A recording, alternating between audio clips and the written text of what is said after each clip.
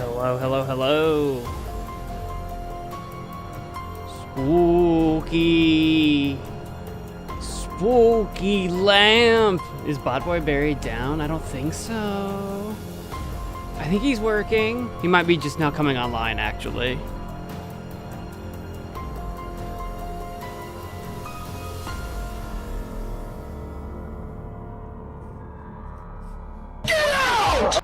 Okay, well, I was about to come into the. I was about to come into the. Oh, get out of here! The green screen keeps moving.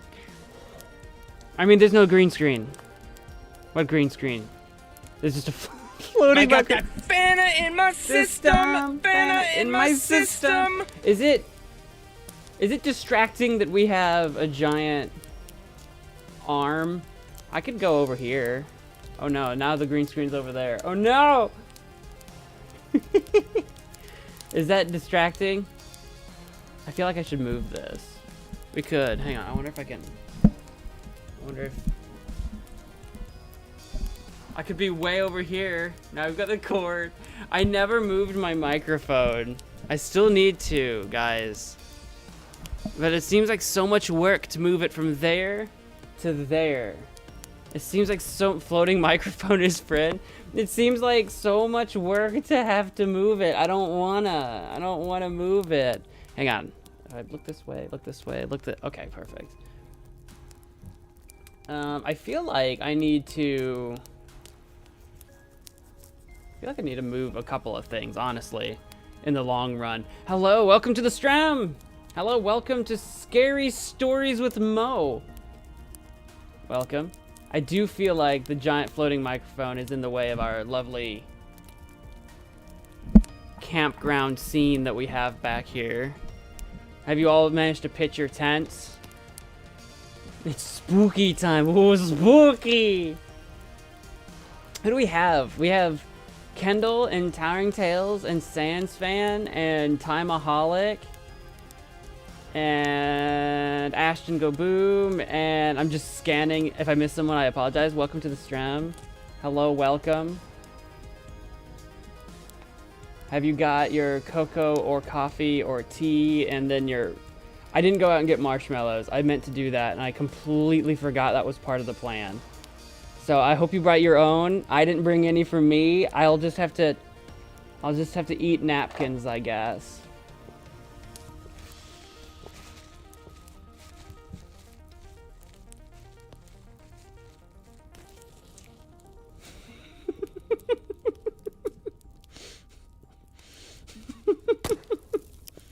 It's the same thing, right? Eating a marshmallow is the same thing as eating a napkin, right?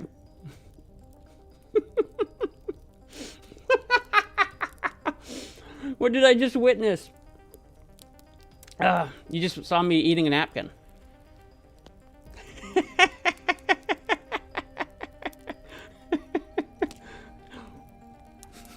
I didn't, though.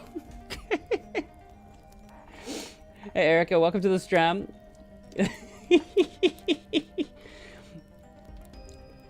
That's when the intrusive thoughts when the intrusive thoughts win. I'm scrolling back up to some earlier chat to see if I saw anything interesting or whatever. How long would it normally be until I actually start my stream? That varies. Usually once the starting soon screen pops up, it takes me a couple of minutes to get sat down, but sometimes that couple of minutes turns into like 10 minutes, which is not intentional. Usually what happens is I'll start the stream, so it'll be on that starting soon screen. I'll go fill up, a fresh run of my beverage, maybe hit the bathroom, or maybe whatever. And then sometimes I get distracted, and I go on a little miniature adventure instead, and then it's like 10 minutes.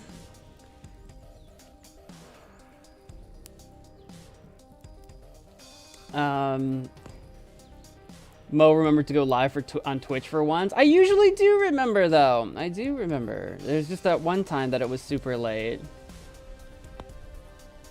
Nice coat. It's my zip-up hoodie. It's a zip-up hoodie. This is actually one of the early versions of some MagicManMo merch I was working on. And there's supposed to be a logo right here. and it washed out. Or was it on the other side? It washed out. Like, it wasn't very high quality, so we took it off the store. It doesn't exist, so don't worry. No one's being cheated off of bad merch. But it's actually a nice hoodie. Just the actual logo imprinting didn't work out good. The hoodie I like. The hoodie I like a lot. But like the MagicManMo stuff on it, not so much. so don't worry.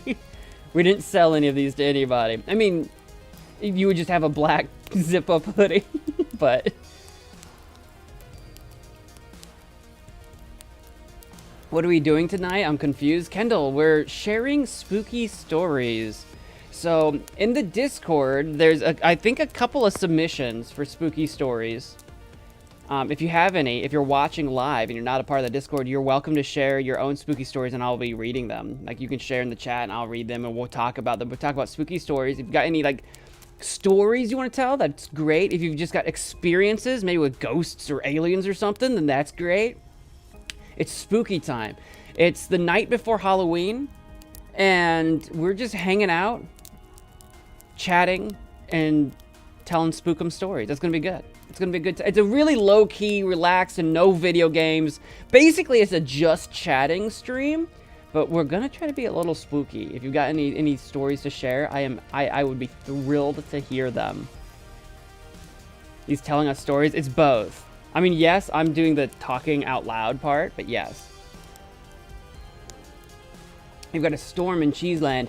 It was a dark and stormy night. The night before Halloween in Cheeseland. Insert the rest of the story. Go on. Go from there. What's in your vicinity? I was on the first floor in the kitchen when I heard a thump from above me. You sent a story you wrote. Excellent. I glanced at the... where's my Discord at? I think I minimized it. There it is. I glanced at it briefly just to see what was kind of in there, but I haven't actually had a chance to go ahead and like fully read and fully vet everything. So I'll be going in blind pretty much when I'm reading these. It'll be that'll be interesting. But I kind of like when we did the poetry stream. Like I kind of liked going over people's like poems and stuff. But this isn't poems, so like I feel like more people are more comfortable writing in just normal normal speech. But it's kind of like a creative, like a little share your creative stuff stream, you know? We're using our traditional sleepover voice chat. I never renamed the voice chat. The voice chat is just called sleepover, isn't it? We could do something like that. I'm actually open to some suggestions if that's something, you know, people want to do. Like if you want to like out loud share your own story, we could pop over into there. We could do that. I'm open to that.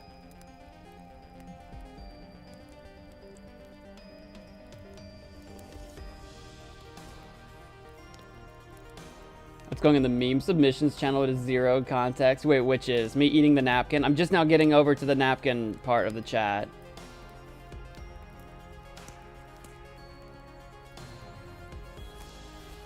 How are y'all doing after that scary napkin situation?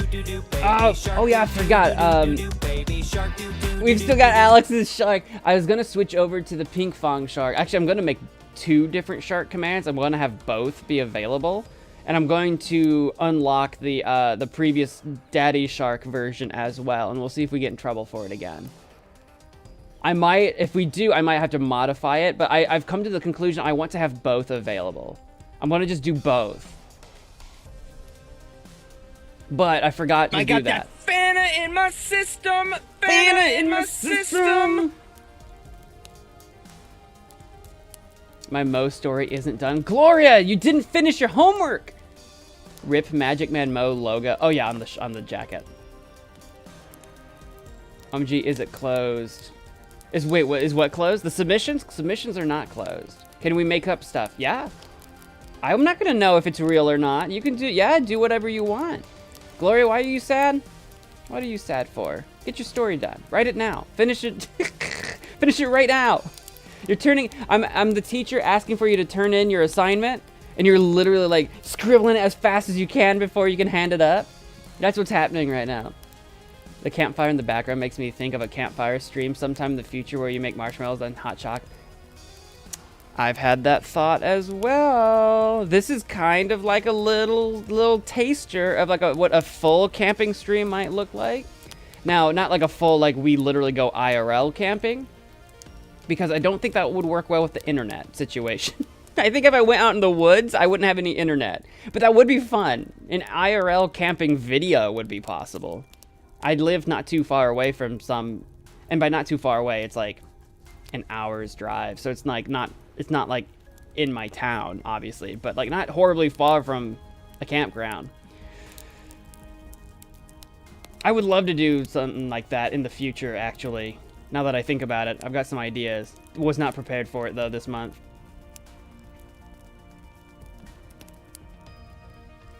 Make s'mores and all that. That would be fun. Kind of like the sleepover stream, but like more casual, less like scary story focused. Although it'd be still fun to do like campfire stories, but it doesn't have to be scary stories. It's like a full-on, kind of like the sleepover stream, but a full-on camping experience. This is kind of like a taster. This is kind of a taster for that. I'll post my submission once I'm done. I'm having dinner, or else you'll probably read them when I'm not here.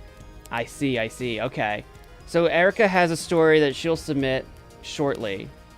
Saving the best for last, are we? No. But no, for sure. When you submit that, I'll be able to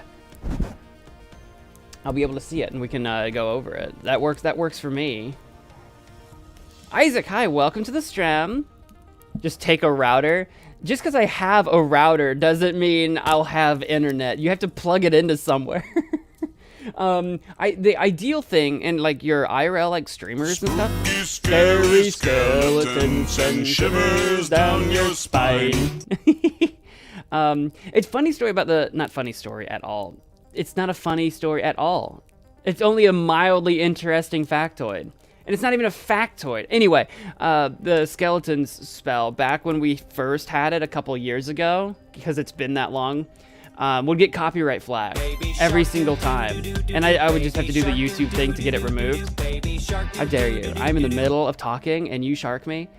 But the last couple times we've done the skeletons one, it has not flagged anything. So I'm kind of like, and it's not a popular meme soundbite anymore.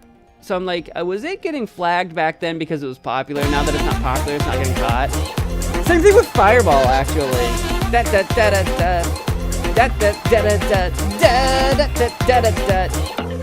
Fireball. I feel like Fireball will, since that's like a legitimate like thing, that's probably gonna get me in trouble eventually, and we'll have to modify it. But we're just outlaws until the cease and desist comes. It's not only one story. Oh, Erica's got several stories. Biscuits? Ooh. When will I add the new spellbook spells? Oh my gosh. Like, so I'm awful. I'm the worst. They are, I'm not going to promise anything, because then I don't want to risk breaking a promise. I wanted to have them in by Sunday, and it is now Wednesday. I'm the worst. I am the worst human being.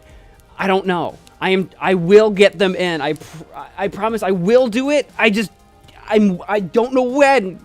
I was up super late last night. The Quarry, we were playing The Quarry, and I should have split that game into 3 streams. I wanted to do it in 2, and it was just longer than I anticipated, or I took longer to beat it than anticipated, and I was up until like, I think we streamed until 1 or 1 something in the morning, and then I didn't go to bed right away because I hadn't actually had dinner yet, so I had some food. I wound down. I didn't go to bed until like 3 or 4 this morning, and then I slept, and then it was like, you know, by the time I got up, it was like noon or whatever, and then it was like, oh no, I've got to like get things done. It just didn't happen because it was stream time already. Man, and we did that. What was the other long stream we did? What did we do? We played. Oh yeah. Sunday stream. I was up late for it too, so like my sleep schedule's screwed up, which means I'm sleeping in too late, and then it's stream time, and I'm just slow. I'm just the worst. I'm just actually slow. So that's my fault. That is entirely my fault. Pull the router into just pull the oh, like maybe plug the router into tree bar. I don't think that works that way. You got one pretty long story. The one that you put in the submissions, and it's pretty long. That's okay. I'm okay. We've got time. We've got time. I mean, unless it's like 400 pages. We've got the time to read a story, so we'll see. Your idea of pretty long and my idea of pretty long. We'll see. We'll see. We'll see. Erica's got 3 stories. They're not hers, just translated. Okay. Okay. Well, we'll see what we're working with when we get there. We'll see what we're working with. I fell asleep midstream last night. Sorry. Yeah, we went late. The stream went much later than anticipated. What happened to Twitch? What do you mean what happened to Twitch? Are we not streaming to Twitch? We should be live on Twitch right now. Are we not? Yeah, we're live on Twitch. What are you talking about? What happened to Twitch? What do you mean? We're there right now. We're on Twitch and YouTube at the same time. What do you mean what happened to it? I'm looking at it. It's playing right now. What do you mean? It fixed itself? What do you mean it fixed it? What do you mean? What was broken? What was wrong with it? What was wrong with it? Nothing looks broken. I don't want to hear what happened to Twitch. I don't spend a lot of time on Twitch, so like if there is something broken on it, I need to figure it out. I was on it and it said get a time machine or something. Get a time machine. What? I don't know what that means. I want to stick to bad 2-sentence horror. I think I saw on the Discord there were a couple of 2-sentence horror submissions, I think. And I think just for giggles, we might read some like 2-sentence horrors off like Reddit or something, just because that would just be kind of funny, just to see what there is. I've got a page pulled up just as because they're not like full blood. Like that might be kind of fun just to like read little 2-sentence short little horror thingies. I did not make a 2-sentence horror short story. Maybe I can try to make one on the fly live.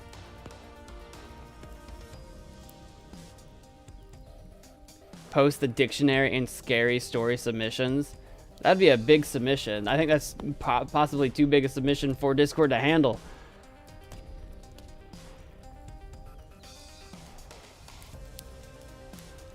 It's an error message? Well, it seems to be working now as far as I can tell. As far as I can tell, it seems to be working now. Voice chat in all caps. Why? You can't just give me no context. What? You can't just say you're gonna stick. You can't just say you're sticking to 2-sentence horror error message and then scream voice chat at me. I gotta change my chat to live chat. Actually, it's set to top chat. I gotta switch it just in case I miss something. Yeah. Okay. I think it's all the same. I think it's all the same stuff. It always defaults to top chat, and I've discovered that means sometimes I miss messages. Not a lot, but sometimes a couple.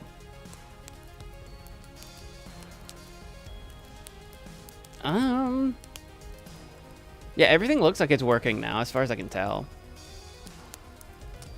So if it wasn't live, I don't know. My story's like 70% done. Do you have like the loading bar? Like the loading bar of your story is like increasing. You're like, I'm almost there! I'm almost there! Isaac, are you heading to bed? Good night.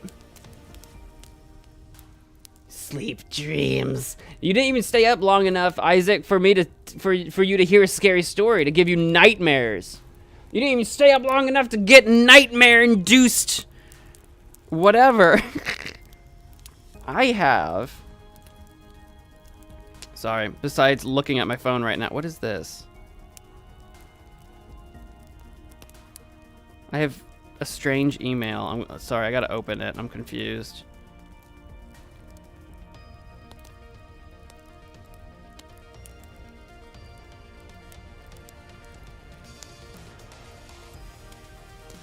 Huh. Anyway.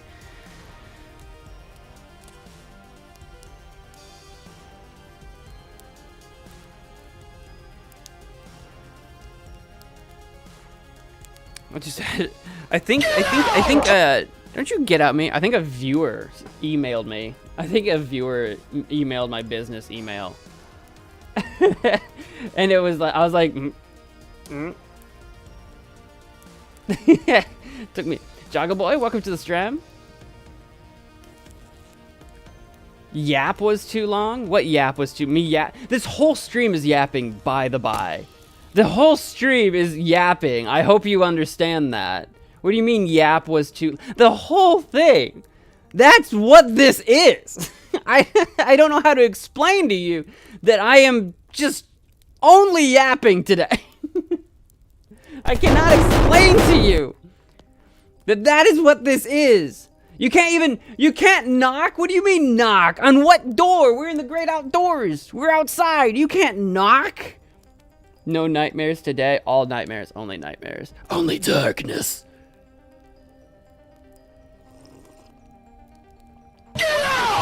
It was so long that Discord was like, too long, girl. Gloria, you might have to post it if you don't have, like, you could link it in like a Google Doc or something, or you might have to post it in multiple postings. But let me open up my Discord. Let's see what we have to work with today. Should we start with a spooky story? Does anyone have that isn't Sans Fan? Hey, welcome to, or thank you for following me over on Twitch. There you are. You're on both. Hi, thank you.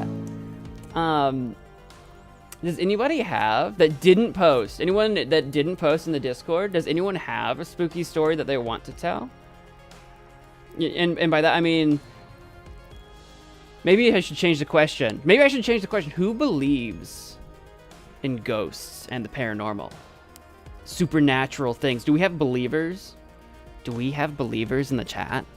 Does everyone think that they're just silly nonsense? Or do we have believers in the unknown, in the supernatural, the freaky, the that kind of thing? What terrifies us the most? I'm curious. I'm someone who notoriously, and by notoriously, I tell people all the time that I don't believe in the supernatural.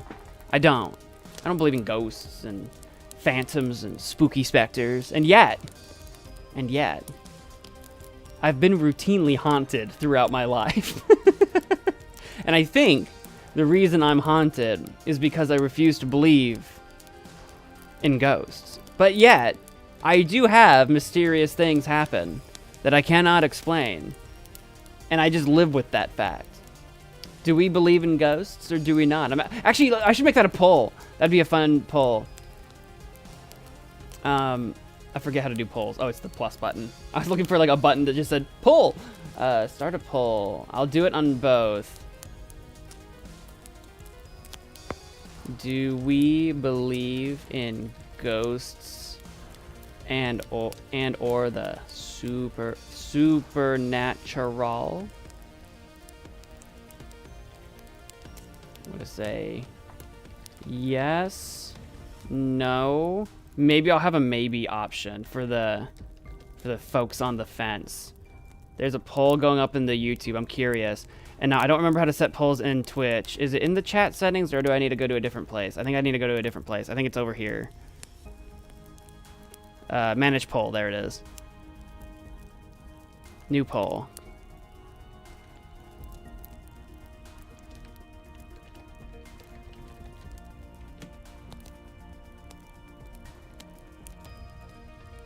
There we go. I've started it on both. Just because. No, not view results. They're not done yet. Haha. There we go. That way we can get a sense, especially if there's anyone watching that's not chatting, for example. You can hit that poll and we can see. What was I missing though?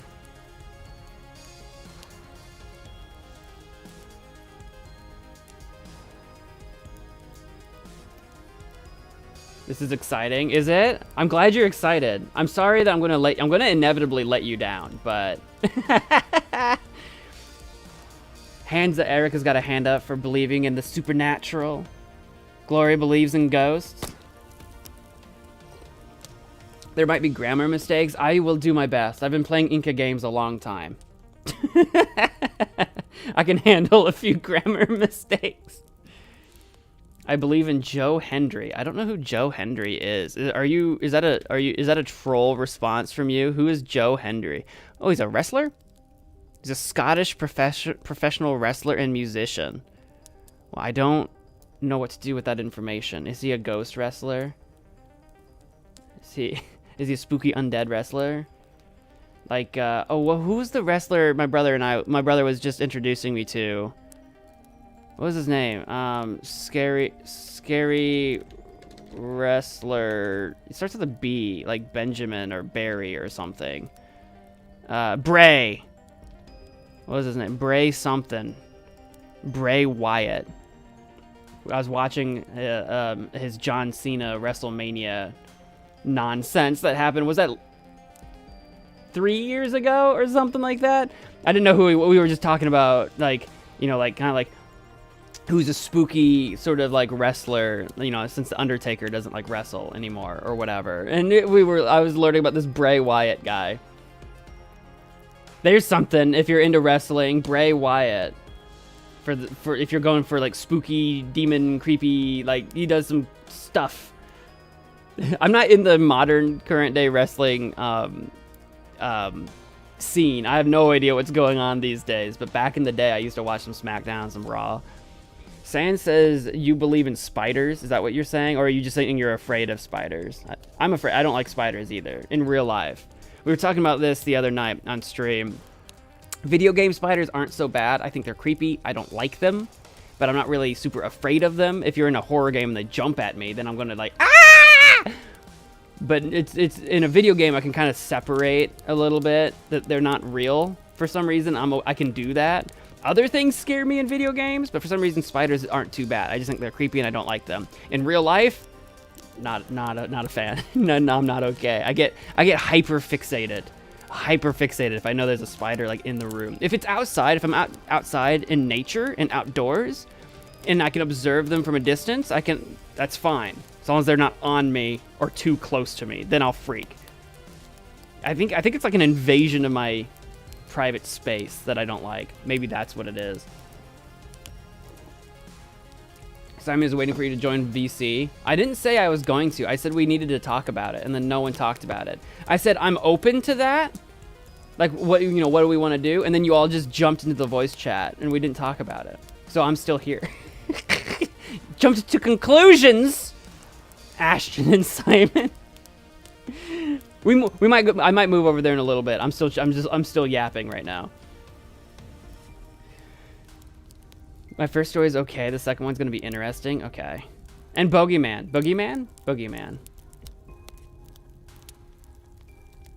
But where are we at on these spooky specters? Do we believe in ghosts? I was talking about ghosts. We have a spooky, scary ghost that haunts. So, as many of you may know, I worked at and then managed a subway, the same subway, for a long time. I worked at a subway for 11 years, 10 years, 10 years, 11 years. I had to think about it, 11 years at a subway. It was a long time. And I worked my way up to management. I was a store manager. Famously, the building in my hometown. The building had been many things before a subway. Now, it's been a subway for the last, like, 30-odd years. I can't hear you over the campfire VC. What's the campfire VC? Are you talking about the voice chat? Well, if there's screaming in the voice chat, that's exactly why I'm not there right now. We got a chair from Isaac. Let's take a moment to say hi to my chair. I should have gotten... I'm not going to run out to my car for this. I actually have a camping chair. I should have got my camping chair out for this stream in particular. That would have been the move. That would have been the idea. Anyway, everyone say hi to the chair. I rolled my office chair out all the way out here into the woods for this stream. I hope you guys appreciate it. Take a moment to say hi to your chair and appreciate your chair.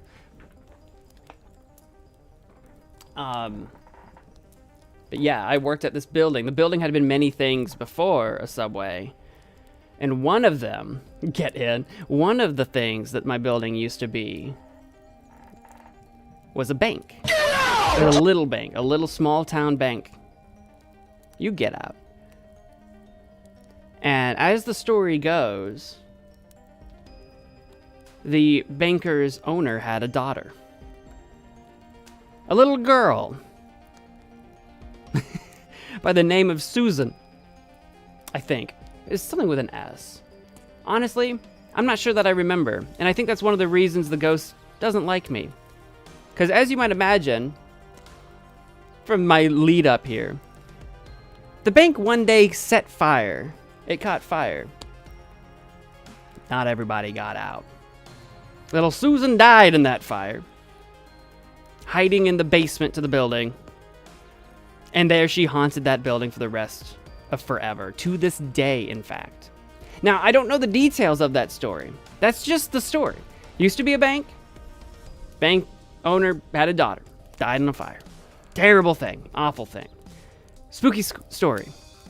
And they say that the ghost haunts the building to this day. And I didn't believe in ghosts. Now, fast forward to when I was working there as a Subway. Not a bank anymore. It used to be a bank. It used to be a chicken place. It used to be all kinds of things. It's a Subway. Old building. Really old building. I don't believe in ghosts, but I hear this story. I was told this story by the people working there when I was new. I was new. The people that trained me, the older folks that were working there, told me this ghost story. Strange things would happen in the building. Now, everything I've said up to so far, you can believe or not believe. That's fine. But what I'm about to tell you, things that I've experienced at this Subway, did happen. And I did see. I never saw the ghost herself. However, I did see the signs. Spooky Subway, that's what I'm saying. It was a spooky Subway. I did see the signs. It was an old building. It would make some noises from time to time. It was an old creaky building with a basement. It was a spooky, scary basement too. And we kept our dry storage down there. That's where we would keep the extra paper towels, boxes of chips, and dry storage. It was a cool place to just keep, and cool I mean the temperature. It was a cool place to keep just stuff that you needed to store. And it's a small building. The basement, we needed that storage. So we kept a lot of things that you would need day to day down there.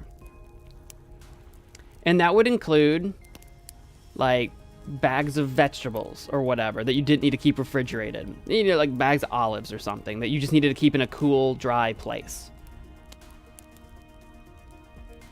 Thing is, we kept those bags and boxes on shelves because it is a food establishment. You can't keep that stuff on the floor. So they were kept on shelves, old shelves. The old owner at the Subway handmade them himself. He doesn't own that building anymore. New people do, but that's beside the point. These rickety handmade shelves down in the basement, we would keep these dry goods on. And it wouldn't be uncommon to go down there and grab whatever you needed and head back up the stairs. And sometimes you'd hear a thump or a thunk after you left.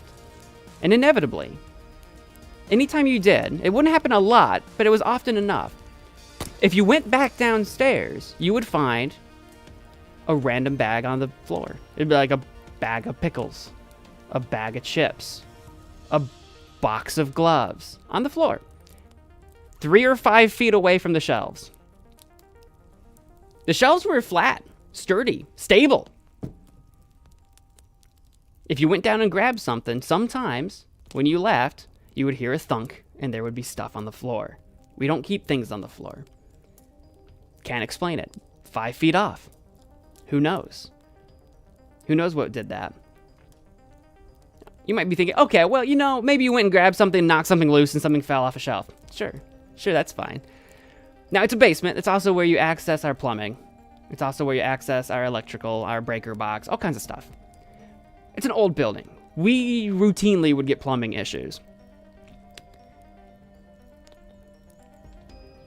And we had a plumber down there working in the basement. From the basement, there's a crawl space you can reach between the building and the basement. And he was down there working on some stuff. Get out! Get out of what?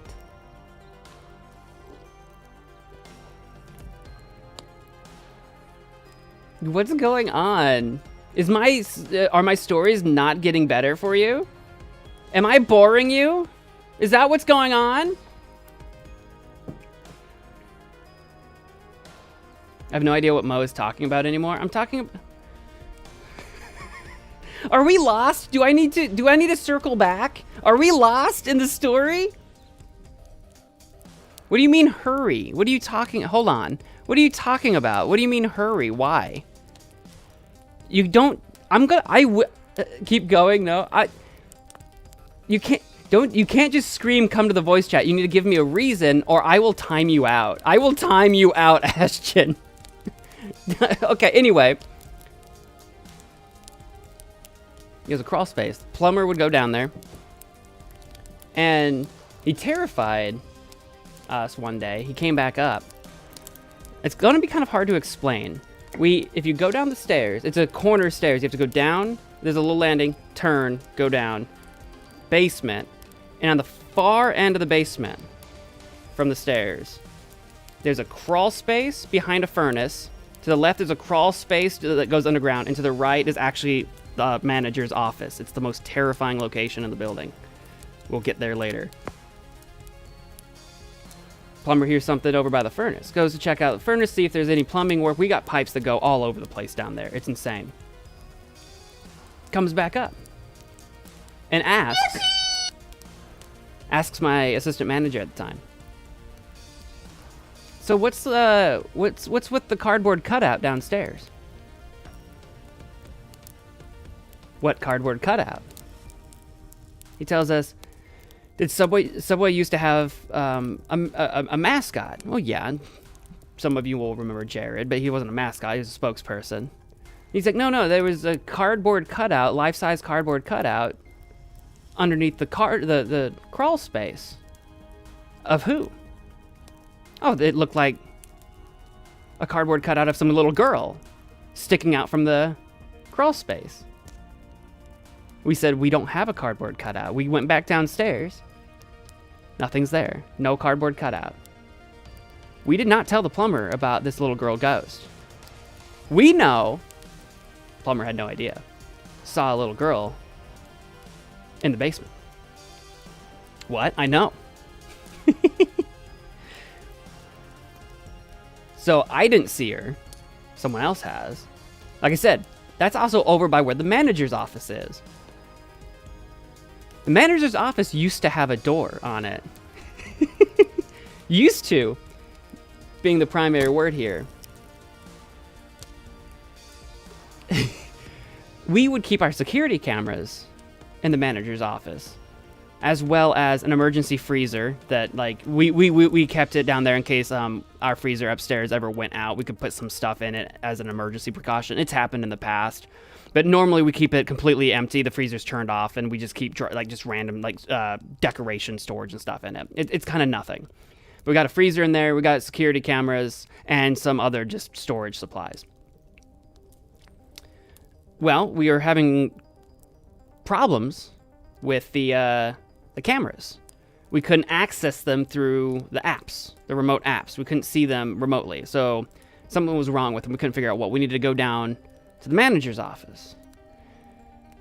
And we go down to the manager's office. Get out! And the door was locked. Closed and locked from the inside. Knock on the door. No one's in there. No one's in there. Door's closed and locked. No one has a key. No one has a key. My manager at the time, I wasn't manager then. My manager at the time needed in that door, decides to kick the door open. We kicked the door open. I know, a little unhinged, but she was not a patient woman. Kicks the door in. We took the door off, by the way, so it couldn't ever be locked again. To access the security cameras. They were working just fine. Apps work, nothing was wrong. Everything came back online, nothing wrong. But going through the footage, my owner calls over and comes in the next day. He calls over, hey, you know, there's something on the cameras. The next day, he shows me on his app what had happened the night before. In the middle of the night, in the lobby, in the dining room space, in a corner where we keep the high chairs for kids, for little children. We have a high chair, and then on top of the high chair is like a little seat chair, so that in case you didn't want the whole high chair, but you wanted to put a seat chair on top of a seat, you know, like a booster seat type of thing. It didn't just fall off the high chair. It flew off the high chair across the room and against the other wall at about 2 in the morning. It had been there on top of that high chair all day, all night, and at 2 o'clock in the morning, the night the night before we were having troubles with the cameras, the high chair, this booster seat on top of the high chair flies across the room. Now, these are all like spooky, weird, strange things to describe. The spookiest thing I've ever witnessed myself in person, spookiest to me, is I was, just like I am telling you now, these stories, these little small stories, it's just weird things that have happened throughout the years that are like, what happened? And you know, we've got this story about a ghost. Just like I'm telling you now, I was telling a new person at work. This was a couple years ago now, but I was training a new person, and they're at the sink doing dishes. And I'm telling them the story about the ghosts, and they're getting kind of freaked out because they believe in ghosts. I famously don't believe in ghosts. I'm telling them the story of the ghost, of the fire, of the girl, of the little things we've seen. And as I finish telling the story that there are ghosts, the wall that the sink was up against had a clock. It fell off the wall, hit the counter, slid across the counter, across the room, and landed on my foot in the kitchen.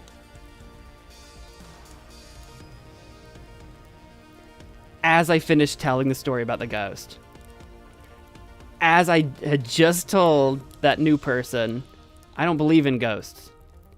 The clock fell off the wall, hit the counter, skid, flew, landed, not next to, in front of, or around my foot, on my foot.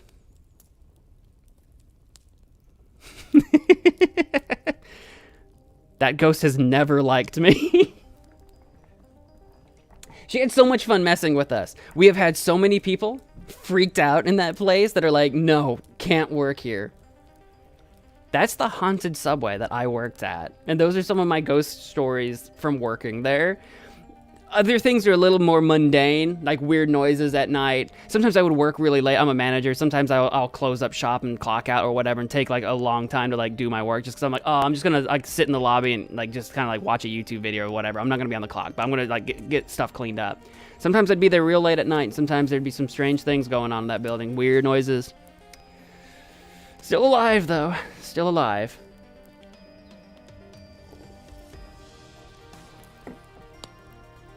I wanted to share that. Check Twitch. Is Twitch down? What are you talking about? What about check Twitch?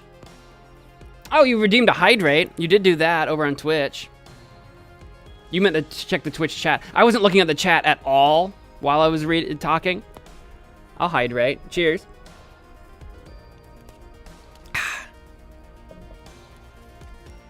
Salute.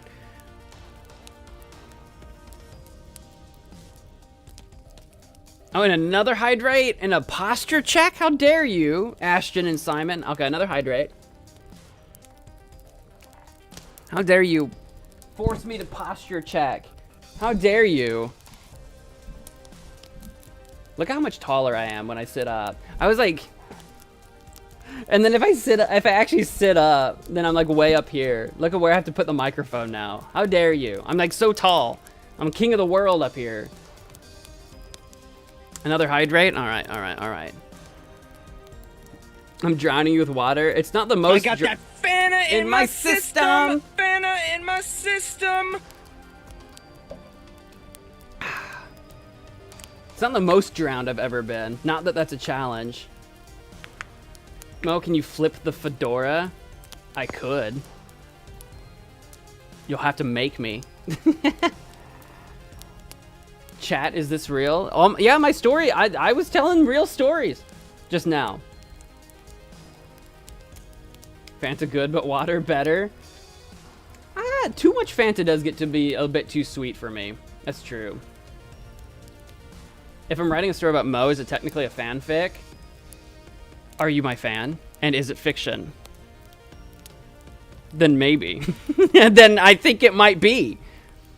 We come to the Discord voice. You keep asking if I will, but no one has given me a reason. I keep saying you need to give a reason. Why should I go there? And you just keep asking if I will. You can't keep ignoring me like this. Yeah, it's a psycho. Here, I'm waiting for it. Where's it at?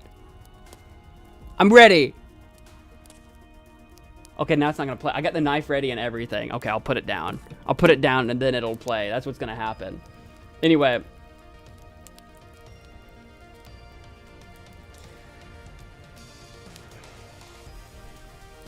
Hey Mo, so in like an hour and 30 minutes, I'll need to go to bed. So can we start reading ours? Yeah! I wanted to start with a little warm-up. I wanted to start with my little warm-up story about Subway stuff. Now I'm gonna read some submissions. I'm gonna start with some submissions. Now, if I join the voice, what's going on in the voice chat? I'm scared to join it. What's going on in there? Makes sense? Yeah. I wanted to start with a little warm-up of my Subway stuff. If I pop in here, I don't even know what it's gonna sound like. If I pop into the voice chat, is it gonna be a nightmare? What do you want? Oh, hi.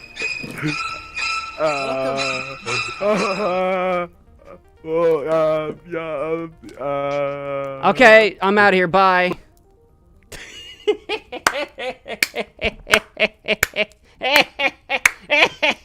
Begging me to join the voice chat and then immediately leaves.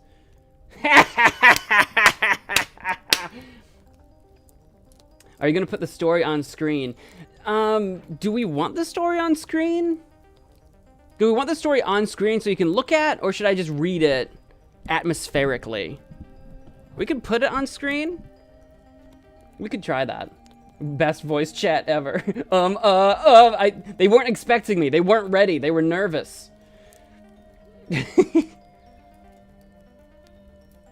We're ready for you now. 5-second horror story, go. No. I gave him 5 seconds. I didn't count. It might not have been 5 seconds. On screen should work. We can try it. The downside to the on screen is depending on how I capture the screen, I have to try to get the whole story in one go, or I have to move some stuff. And moving stuff is possible. It's just annoying on my side, but I can do it. I can do it. That 4.42 seconds, 4.5 seconds. Let's go.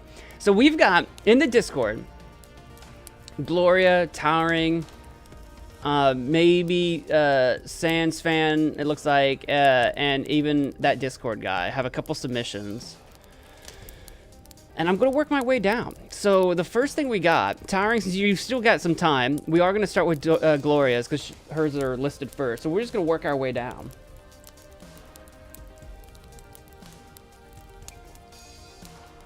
We'll start with that.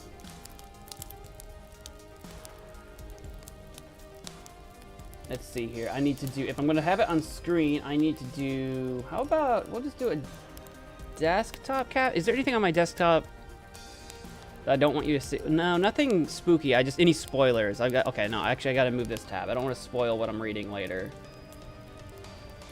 Not that it would, but... oh, and my bot. Let's minimize my bot. You don't need to see the bot chat. My writing's not the best. Don't worry, we're not here to judge your writing. We are here to read stories.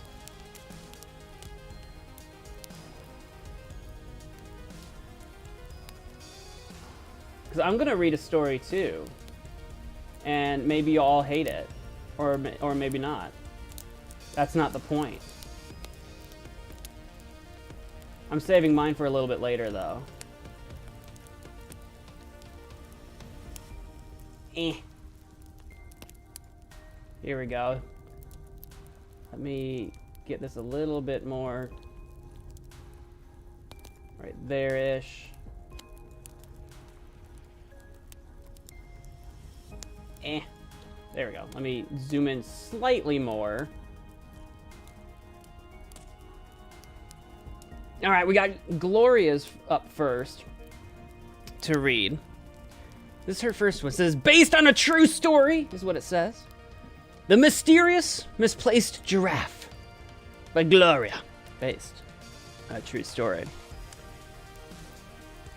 The story begins at a rest stop in the middle of somewhere. Oh, wait, hold on. Do we want spooky music? Hold on.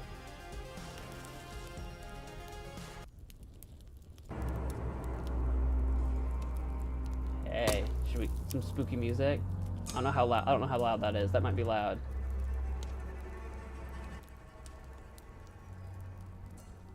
I want it quiet. There you go. Spooky music. I don't know if that's too quiet or too loud.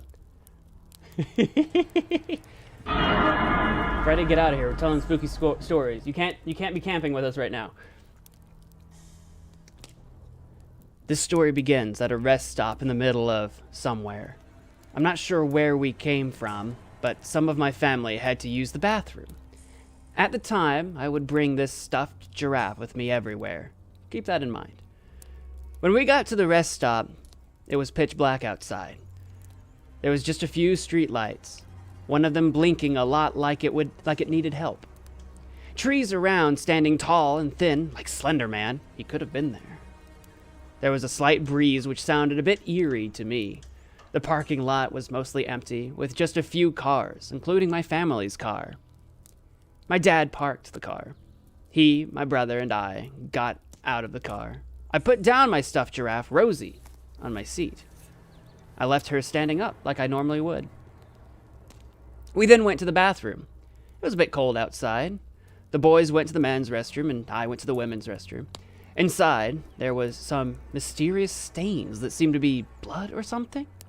The lights were making a buzzing noise. Everything else was normal. I did my business, washed my hands, and left. I walked back to the car. I had a weird feeling of something being there. I just ignored it. When I got to the car, I went to the wrong side of the car. Sometimes I would just go in and go to my seat, and other times I would just go to my side. This time, I chose to go around. I walked behind the car. Then I got to the door. Then I looked down. It was my giraffe, Rosie. She was standing up like I left her, but she was on the ground. I was very confused. I picked her up and went back in the car. I placed her on my lap. I asked my sister if she did anything to Rosie. She declined. I didn't think much about it. My dad and brother came back and we went home. I haven't thought about that moment in years. Until recently when I heard about people on Reddit talking about weird things happening to them. Mysterious circumstance! Mysterious story! About a misplaced giraffe. Ever place an item somewhere and then it ends up not where you expected it to be?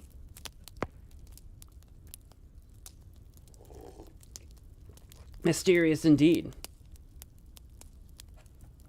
VC scary stories, just 5 minutes, which might be longer than 5 minutes. I'll see what you guys are up to here in a second. Should we check in on the voice chat, boys? On the voice chat lads? Who's in the voice chat right? Should we check in on the voice chat lads? What are they up to? What are the voice chat lads up to?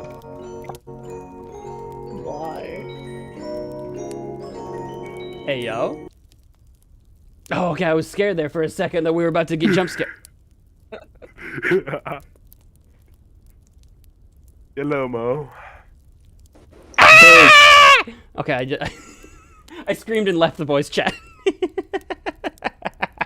I have too much fun.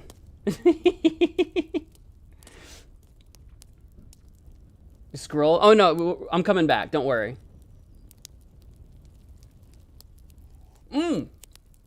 Oh, wait, there's more to your story. Hold on. It's the same story. I thought it was a second story. Hold on. I apologize. The story wasn't over, guys. There was more to it. I thought it was a second story. It wasn't. It was more of the same. Hold on. That made me think about what happened to Rosie. Remember the giraffe? I really thought about it. At first, I was like, maybe she just fell. Then a thought came up. How the heck did she land on the right side? After lots of thinking, I concluded it was a glitch in the Matrix or a ghost messing with me. Now the thought of a ghost moving my giraffe being moved haunts me. I also never figured out how Rosie got outside. It was very weird and scary to me. Is there a ghost that is haunting me? Or did Rosie simply fall? Or am I crazy? I will never know. The end. Now it says the end. That's my fault. I'm sorry.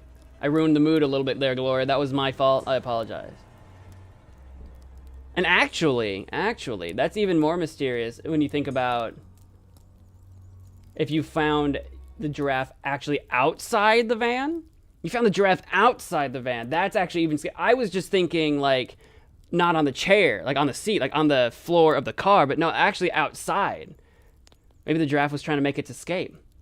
Or perhaps it was trying to save you, warn you, chase after you, tell you not to enter. What could it mean? Mysterious warnings. You didn't even hear us scream? You didn't? I screamed and, like, ran. That's terrible. The end.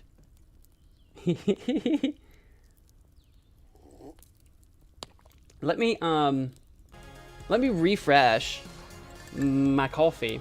So I'm enjoying a hot thing of coffee. I should be making tea or something. I should be making some hot chocolate, but I didn't. I don't have any. I did not properly equip myself for today's event. That's my fault. I'm gonna go refill my drink and be right back. And we'll read some more submissions and taunt the voice chat some more. And later in the stream, I'll be reading my own.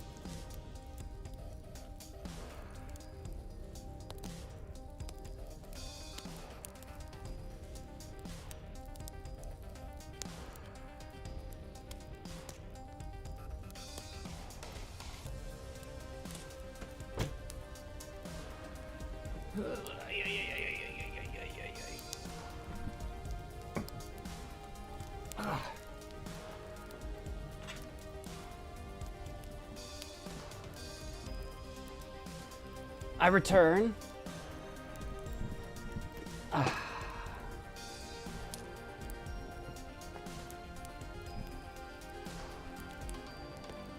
Also, we're gonna enjoy my story about Mo. Oh yeah.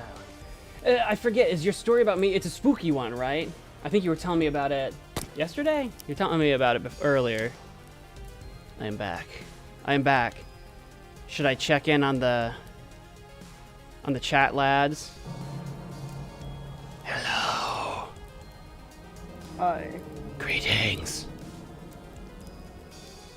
How are you?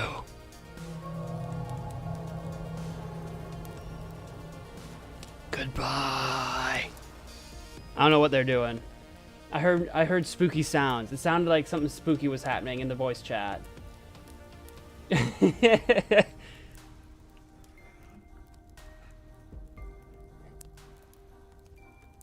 Ashton's not even in the voice chat. I think he left. I think he dipped. Are you out there? Are you?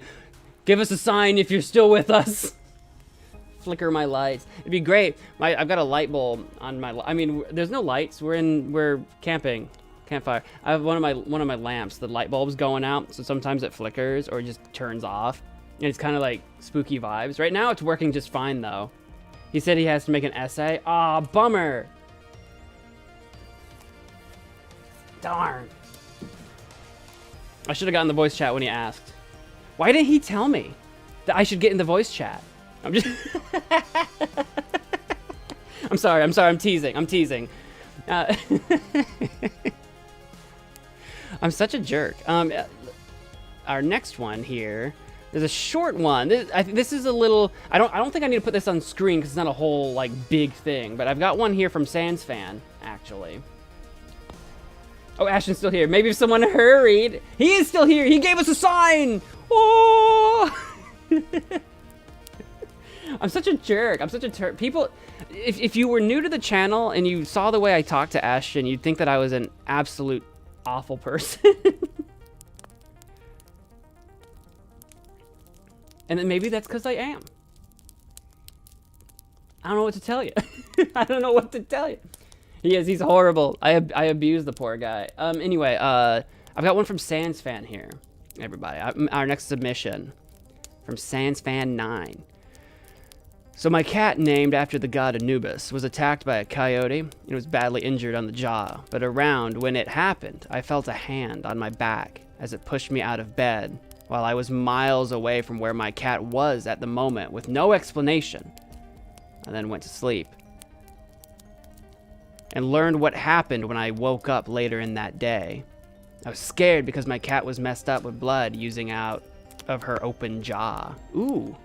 That is actually, let me parse that in case that didn't make, in case I read that goofy. So you felt a hand on your back and pushed you out of bed the same night that your cat was actually injured by a coyote.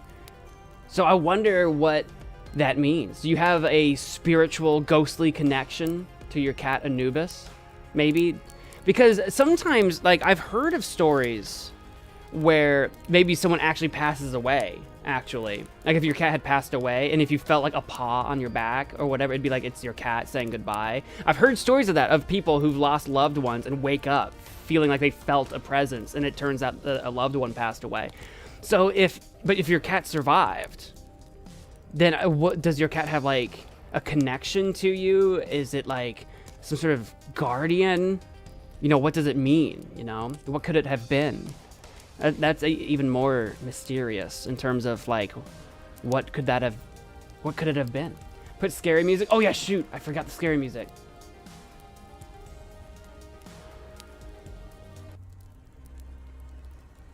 I'm not used to swapping songs. You guys can hear that, right?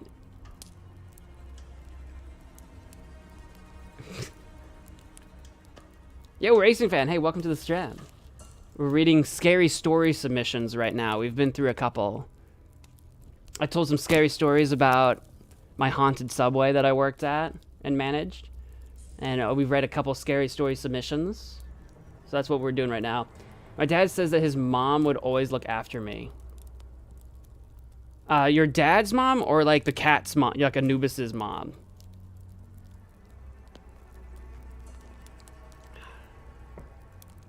The next submission I'm going to read, this one comes from Towering Tales. He's shared with me a Google Doc.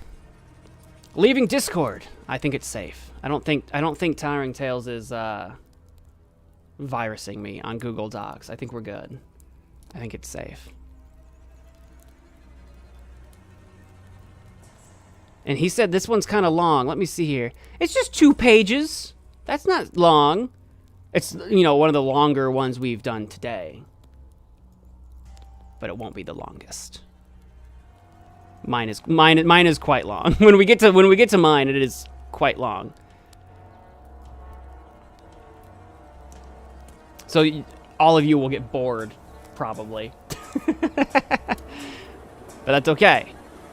I'll get towerings on screen as well. Could you show it? Yes. Absolutely.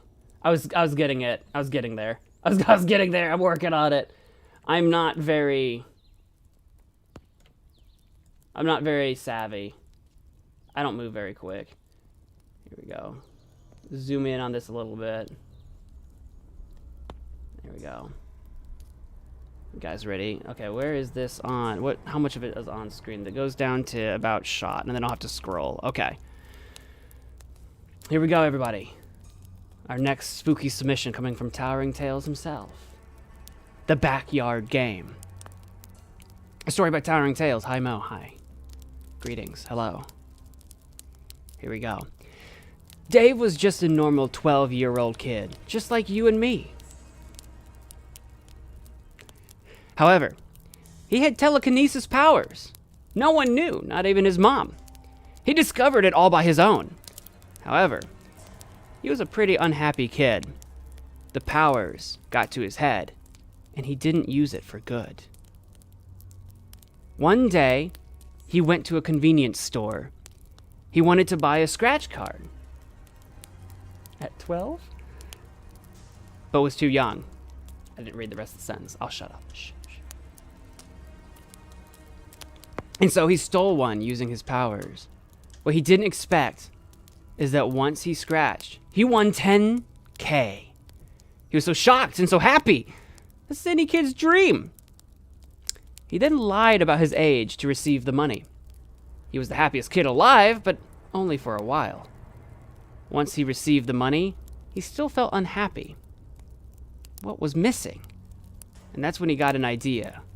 A terrible, but great and entertaining idea. Using his powers, he dug a bunch of huge holes in the ground of his backyard with trapped doors on them. He then put a bunch of signs on the walls at his school. Most kids ignored them, but some of them looked and picked them up. The next week, while his mom was on a business trip, around 12 kids showed up to Dave's house. They all went to the backyard. A sign told them they would win money. Once in the backyard, the kids were very confused. All they saw were trapped doors on the floor and a basketball hoop. No one was there. What could this all mean? Then, Dave came outside from the back door with a mask on. We couldn't see his face. No one knew who he was. He also had a voice changer with him. He told the kids that in order to get the money, they must score 3 points on a basketball hoop in a row. If you fail, you're eliminated. First kid to do it wins. He then proceeded to throw a basketball to the kids. A kid who was popular at the school moved up without hesitation and threw the ball confidently, but he missed the first shot. Suddenly, he got pushed with Dave's telekinetic powers onto one of the trapped doors. It opened, and the kid fell down. Dave then said, with the voice changer, 11 players left. Everyone then started panicking. They started running around, and other people fell down because they stepped on the doors. Dave then said that only 7 players remained now. The 7 remaining kids didn't know what to do. They were terrified. One kid tried to escape through the exit, but ended up stepping on a trapdoor and falling also. Another kid then realized and said that in order to escape, someone needs to score 3 times on the hoop. That way, someone will win, and they'll be let go. So another kid attempted and got the first one, but then missed the second one and got pushed and fell. 5 kids remain now. 2 other kids who were best friends decided to try and carry one and the other to make the hoop. And it worked. However, that was cheating. And the 2 of them both got pushed in and fell. One of the 3 remaining kids tried and got the hoop. He tried again and got it once more. He was famous for playing on the basketball team. However, for the third one, another one of the kids blocked him and then got pushed and fell. However, since you can do that in real basketball, that isn't cheating. The other kid asked, why did he do that? He replied, saying that he wanted the money all to himself. He then proceeded to shoot 2 hoops. Confidently, he shot while barely even looking and missed, causing his elimination. The last kid is scared now. But he takes a deep breath, picks up the ball, and proceeds to take his time. And shoots 1 and gets it. He shoots again and gets it again. He shoots a 3rd time and he got it. After doing it, he had a small smile and looked around and saw that the masked guy was gone, but the pile of money was there. The kid then proceeded to call the police to rescue all the other trapped kids, but when they arrived, since the masked kid was gone, they thought that this was the winner who did all of this.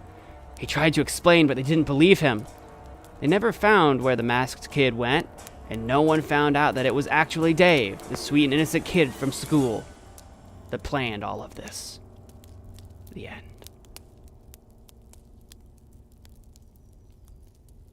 Very Squid Games-esque, right? Kind of like playing a bunch of games. Just playing a game. Not a bunch of games, one game. Playing one game for money. The kids didn't even, like... They didn't even have a chance. 3 basketball shots? I would have been screwed. I'd have fallen in the pit. The good news is it seemed like... did they rescue all the kids, though? Did they all get rescued, though? Or did they all die?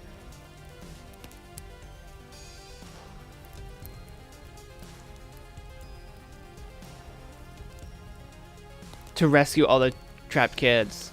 But when they arrived, the masked kid was gone. I don't even know. I hope it wasn't trapdoors into like a pit trap with spikes. Could be, I don't even know.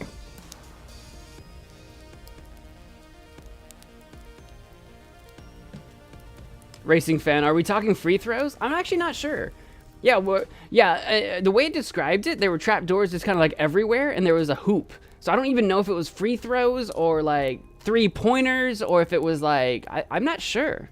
I'm not sure. Towering Tales, you could probably expand that idea and like really get really detailed and kind of like grow the idea. I don't actually know. All I know is that they were shooting baskets. If they were layups, I could do that. If they were like free throws, even, I'm a terrible shot. I'm more of a defender.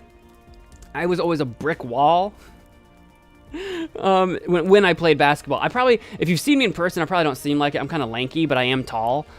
But I always trained when I played basketball in school. I always practiced with. I wasn't a first stringer. I was like a second stringer or third stringer or whatever. But in practice, we had the A team, right, the starters playing, I was always the B team that had to like guard against our big guys that like literally outweighed me like 100+ pounds. So I got pretty good at blocking big people. That was my job. Just stand in people's way, man. That's what I did. I was a defender. I was a pretty bad shot. Blocking free throws is technically illegal. But that's just it. I don't think that it was like... they weren't making like free throws. Like it wasn't a sanctioned, legitimate game. They were just taking shots. And in basketball, blocking a shot isn't illegal. Like it wasn't... like a free throw would be like a penalty shot, right? Like if you get a foul or whatever, you get a penalty shot. These weren't penalty shots.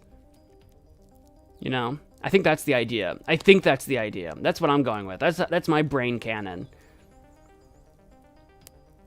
Basketball stream went. I don't even know how I would set that up. And I could not do it here. We do not have a basketball hoop. I would have to do an IRL thing. You get out. We need Mo to height check Glory. Wait, why? Let me scroll. I'm not reading top to bottom like I do. Like I'm supposed to. Let me move my way. Yeah, so Squid Game. Hang on, I gotta scroll up. I'm missing. Am I gonna jump into the VC randomly between stories? Maybe. Maybe, possibly. We want s'mores. I wanted s'mores too. I'll be honest. I meant to go get marshmallows for this, and I didn't. I forgot. And then I was out of time. Maybe next time we do a campfire stream. Maybe next time we do it, we'll have s'mores. That'll be fun. That'll be good. There's always next year for scary stories, but we might do a campfire, a camping thing before then. Who knows?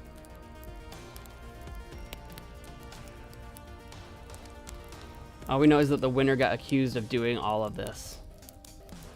Wouldn't all the kids that got pushed down into the pits, though, just testify that that's not what happened? Imagine, though, like, well, again, if they lived. If they're all dead, then I guess they can't. Imagine if they all lived, and that one jerk kid that, like, blocked that one basketball player. God, everyone would hate that kid.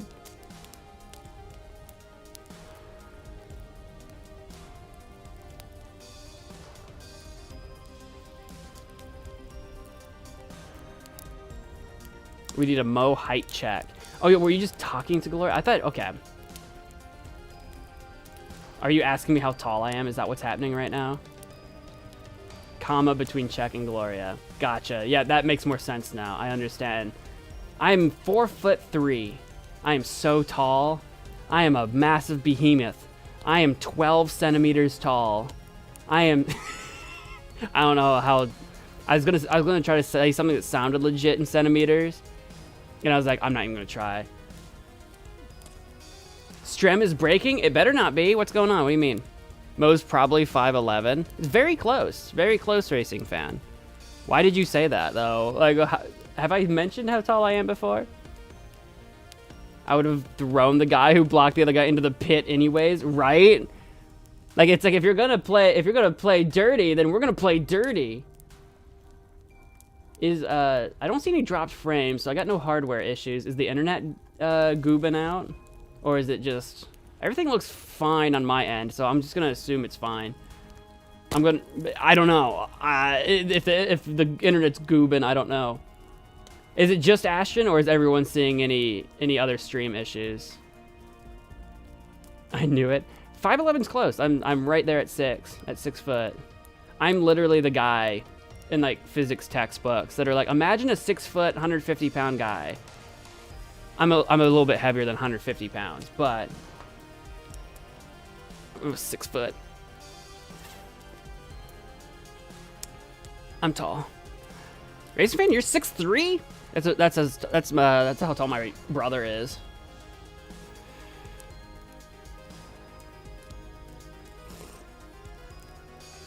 Your story's almost done. Ooh, cool. He has risen back to the voice chat. He has risen! He has risen! Oh! Ah! Wow. Is someone playing like ukulele? What am I hearing right now? What is that? I think it's Simon. Ducks? I heard ducks. Ba-dum! Alright. I popped in and then immediately fled. 6'1" here? Ain't no way. I don't believe you. I'm average height, says Gloria. I don't know what the average height is. In America, and it's different in different countries. In America, like, the average height for guys is like, it's shorter than I'd expect, but I think it's like 5'9" or something. And I think the average for women was like 5'4" or something. In America, it's different country to country. And then there's a worldwide average. I'm gonna do world average height men, women. It's something like that. No way all the guys here are 6 feet. Again, averages. There's some people that are so short that, like, you know, it skews the average. But because I feel like it's more common to have people short than it is to have people really tall on average.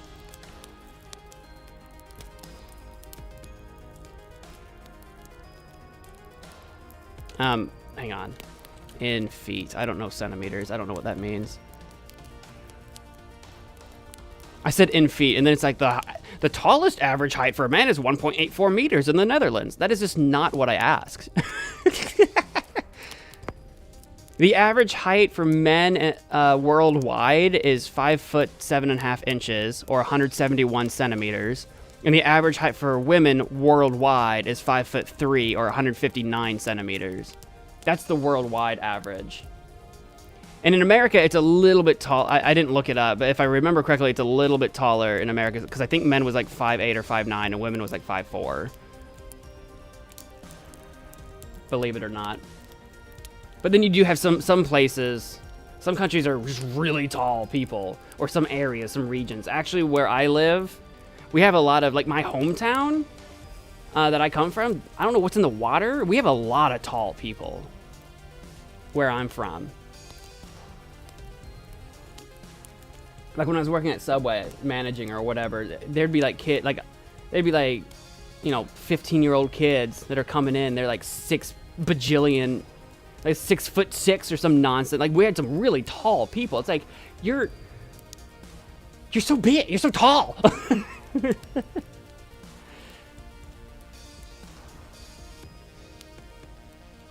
Join back though. I'm actually really tall due to my genetics and actually a tumor. Oh boy. 6'7"? Are you really? Usually, yeah, when you start getting that tall, though, there is something like... Not wrong, but like you said, like there's some sort of deviation in your genetic. When you start getting to a certain height, it is usually like there's like something, like you said, a pituitary gland situation. It's like the people with... I don't know what the scientific name is for, like the gigantitis or whatever, where people like end up like 7, 8, 9 feet tall or whatever. Maybe not 9 feet. I don't remember the tallest people. You look at like Andre the Giant or other giant people. It's like there's usually some kind of growth hormone deviation thing. That's crazy. America! Bald eagle noises. Sans fan says, I'm shorter. Imagine being shorter than 5... Oh, Racing Fan said, imagine being shorter than 5'7". Oh, you also posture checked me. Why did you do that? I gotta sit up again. Imagine being shorter than 5'7". It do happen. I do know some short kings out there as well, if you're talking about men. Women are routinely shorter than 5'7", but like I said, where I'm from, a lot of tall women too, actually. It's not all that uncommon to see women like, you know, 5'9", 10, 11. I just come from a place, I don't know, it's in the water where I'm from, apparently. But anyway, that's heights. There's nothing scarier than height. No scarier story than talking about how tall people are, am I right?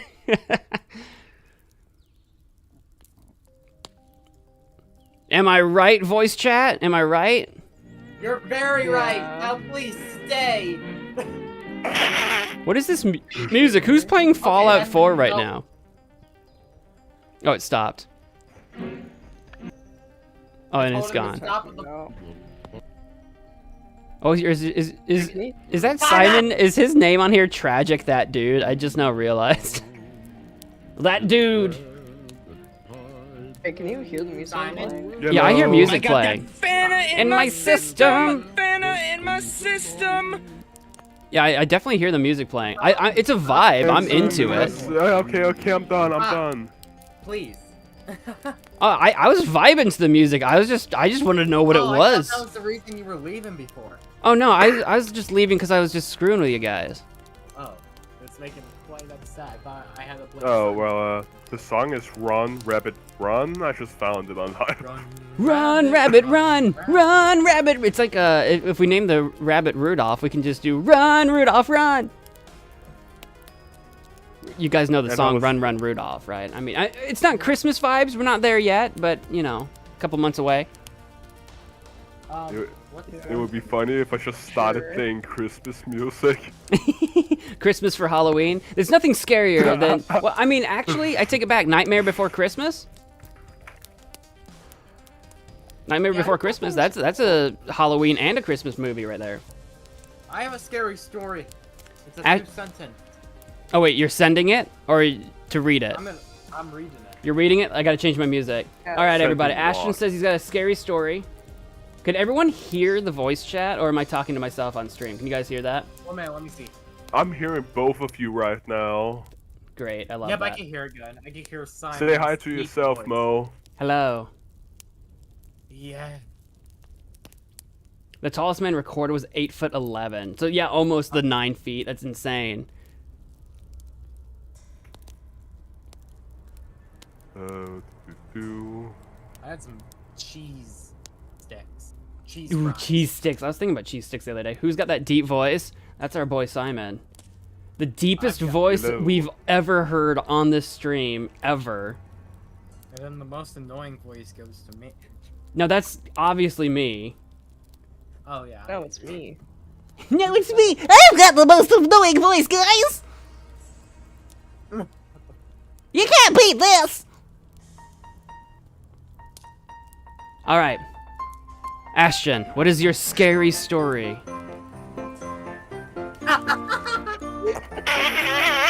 To this music. That's well timed. I put the scary music on the stream though. What's this scary story?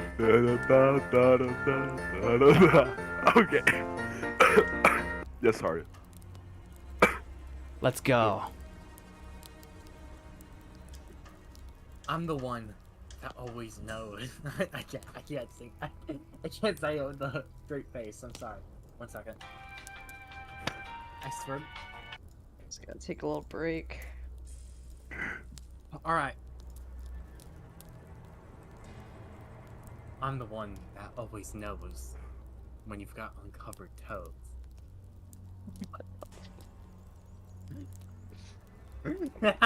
Is there more to that? Yeah. That wasn't even 2-sentence scary story. That was there's one more. sentence. No more. There's one more sentence. Okay. Whilst asleep, I'll uncover your feet. Then those tasty treats I'll eat. Wait. Okay, I'm out of here. Bye. I laughed. No, the most terrifying story of them all. The one that knows your toes or whatever. Jeez. We'll join them back in a moment. We'll come back to the voice chat later and check in on them. Felix from Stray Kids. I'm not familiar with Stray Kids. I got a cajillion more. Come back. Are you reading them off of Reddit? That was my backup plan for 2-sentence horror stories. You finished your story? Okay. So let me go back to my submissions. We do have a 2-sentence horror from Super Shafts that goes, I heard my mother softly sing to me before I went to bed. If only I could wake up again to show her how appreciative I was of her. Zombie. Super Shafts is dead. Super Shafts is a ghost. You sent yours? We'll get there. Gloria actually put in a 2-sentence horror story that goes, in the dark hallway. Hallway? In the dark hallway, there was 2 yellow glowing eyes like a cat. Wait, I don't own a cat. That would be spooky. That would be spooky in person to be like, why do I see eyes in the hallway? That would be spooky.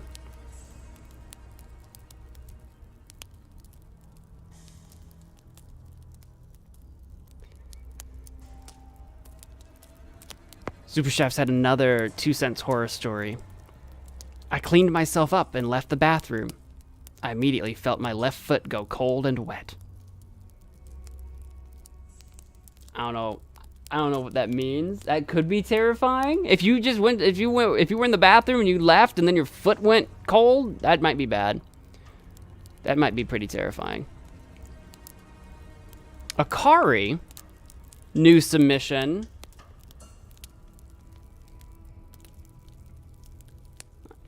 This one was submitted while we were streaming. Let me see here. I'm just taking a look here. We got a Google Doc submission. We got another submission here. Akari was access denied. What does that mean?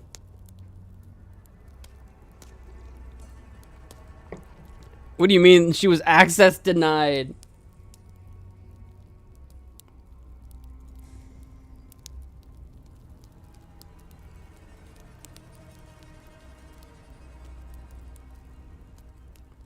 Oops, wrong one. What'd you do? Remove it? I still have it open. I still have it open. And I will pull it up here in a second. I was like, what do you mean access denied? What do you mean? What do you mean? Man. Let me shuffle this over a little bit. This one doesn't have a title or anything. Oh no, yes it does. It's just not on the paper, it's up here. This one comes from Akari on the Discord. Titled, You Make My Heart Black. My name is Haley Juliet Eternalon. I'm a brainiac raised from birth, and I on the road to be the valedictorian of my 11th grade high school. Life is boring. It's hard and painful to be sentimental when I migrate so much and when the people around me cease to exist. It's hard to connect my two worlds when my original one harms the members of the ones I want to be a part of. I have no idea what I look like, so I have to trust the physical critique from my mom, which is hard. I get called condescending when I answer what I know. I'm still belittling when I silently exceed as well. My parent metamorphosized a long time ago while I have just been me from birth. As a result, I have the privilege of seeing the light of day while my parent are forced to hide in the shadows. I was teased for being the little girl in the parent meetings. I hate what my parents do to me and the people around me. I've never gotten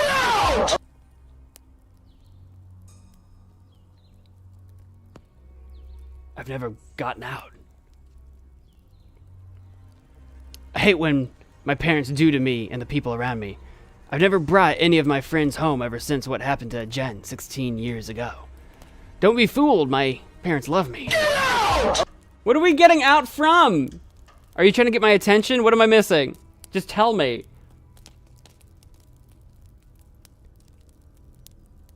I've never brought any of my friends home ever since what happened to Jen 16 years ago. Don't be fooled, my parents love me and would do anything to protect me, but I wish whatever love of my heart I had for them in return could satiate their cruel cravings. This is romance, not spooky? Oh, it was starting to sound kind of spooky. What happened to Jen 16 years ago? This is romance, not spooky? Well, I'm already committed. I was sleeping chemistry class while my teacher was discussing a topic I had mastered 24 years. Oops, I am scrolled to the wrong place right now. I was sleeping chemistry class. Where am I? I can't see. I mastered 24 years ago. Suddenly, my teacher introduces this new girl to the class as she walked in. My heart beat at a rate of 0.000000001. Her luxurious curls, her bushy eyebrows. Is this romance? Shaved arms. What am I reading right now, actually? The light reflecting off of her dark complexion, her flawless teeth, and my eyes all over her. Actually, yeah, is this, hold on, let me check the Discord. Is this romance? Did you send me romance or is this spooky? Actually, for real. It's romance, if that's okay. Oh, we're doing scary. Is it scary at all? Hold on. Romance might be for another time. This is scary. I haven't read it. Does it get scary? I just thought we were set because it said something about Jen 60. Is it scary? Because it's scary story submissions. If you guys want to hear about, if you want to hear the rest of this story, it is in the. Is it still in the submissions? It's in the submissions, in the scary story submissions, if anyone does want to read Akari's story.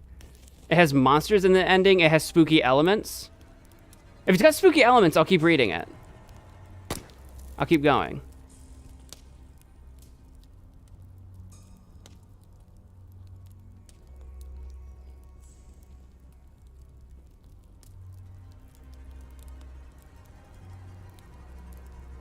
It's okay.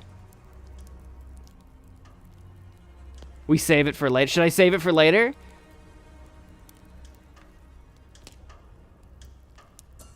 You said it's got spooky elements.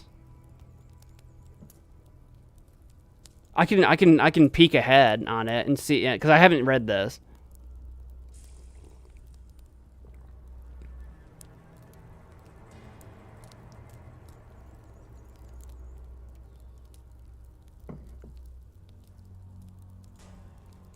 Another time. We can do it another time. We can save it. If you guys want to read Akari's piece, it is in the scary submissions on the Discord. And if we decide to come back to it, if you all decide to come back to it, we'll come back to it. I gave you a tease. I gave you a taste of possibly, is it like a monster romance? It could be a monster romance. We could do that in the future. Well, actually, but maybe we'll do romantic stories or something in February. I don't know. That might be weird. I don't know. Maybe that'll be weird. I don't know. Maybe we could. We might be able to do romantic stuff. It's a monster romance. Ooh. I feel like that falls more under the romance category. Save it. We'll save it. We'll save it for now. We'll save it.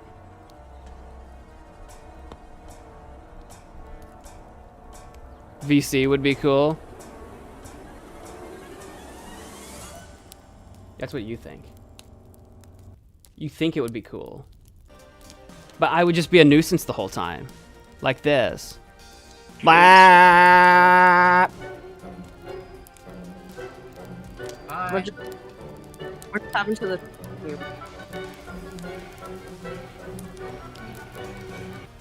God. I'm here. Impress me. All right. Don't worry. How's the... This is what you wanted me to come to the voice chat for? No! Is- Simon! You Please. can't get... Funny. It's not. It's legitimately not. Sorry. Thank you. Sorry, jeez. Fight. Just had fight. to say.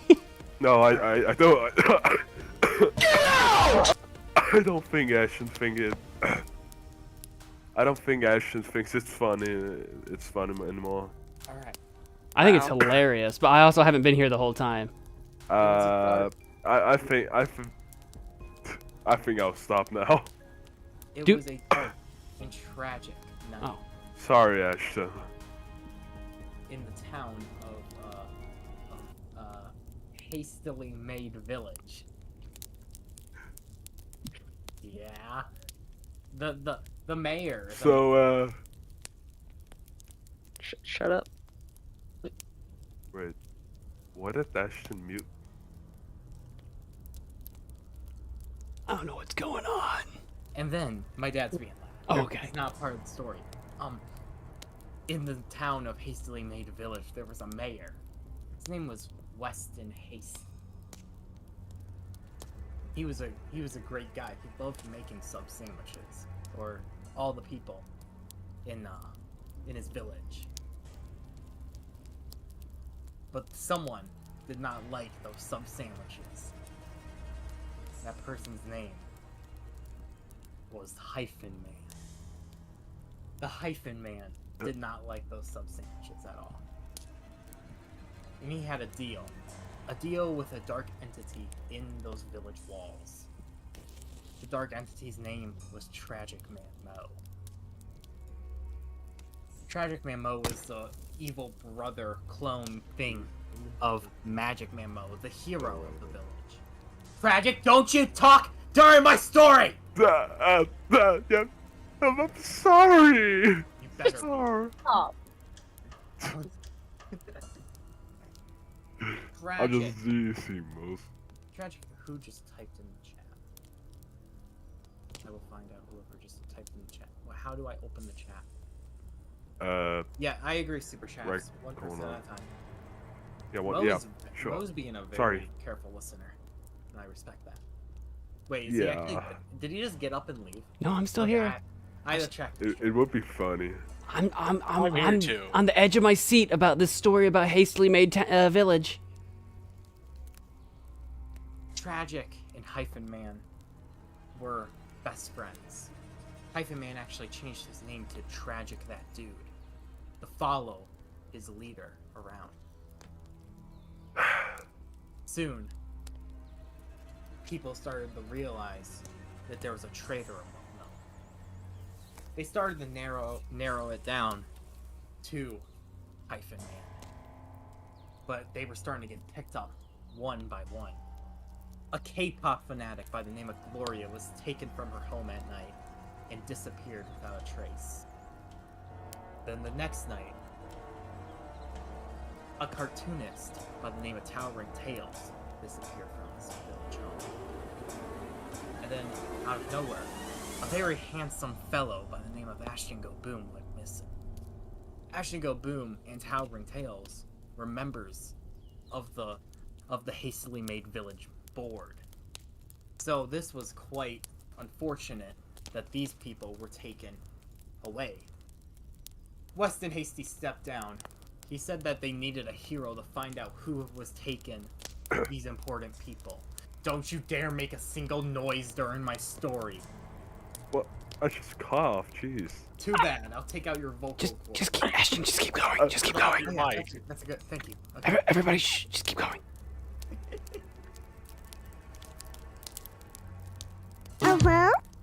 Oh, wow. Okay, that hurt my feelings. Sorry, I just read someone said that I'm not very good looking. That kind of. No, it's just because you said you were very good looking. She was just trolling you. You're fine. Keep going. Okay, Don't read the chat. Keep reading your story. You are very hot looking. Thank Jeez. you. Thank you, Dad. Okay, kiss and make out later. Keep telling the story. No. I feel violated. I feel so violated. Can I call HR? Stop talking. Weston called the only person they knew that could help them. MagicManMo. Don't ask why MagicManMo and Weston look very similar. It's different lore. No, it's too hard to explain. But, oh, I guess he didn't like my story. But anyways, oh no, he's back. He liked my story. Ashton, stop looking at that. Just keep reading your story. Sorry. Weston sat down with Mo. And they started eating sub sandwiches together to find out who was taking these members in the middle of the night. But soon, something went wrong. Weston started coughing. Someone had poisoned his sub sandwich. But there was only one other person in that room, and that person was MagicManMo. MagicManMo got up and left without even helping Weston. Weston sadly perished. The remaining members of the board, Erica, and who else is a member of the board? Some other person. Yeah, yeah, sure. Okay, we're just gonna say it's just Erica. Erica decided to put in her own investigation on this. When she realized MagicManMo was the only person in that room, it didn't make sense. Me. Who just said that? Just keep going. The voices are back. Oh my god, no. The voices are back. Oh god, no. Ah! Ah!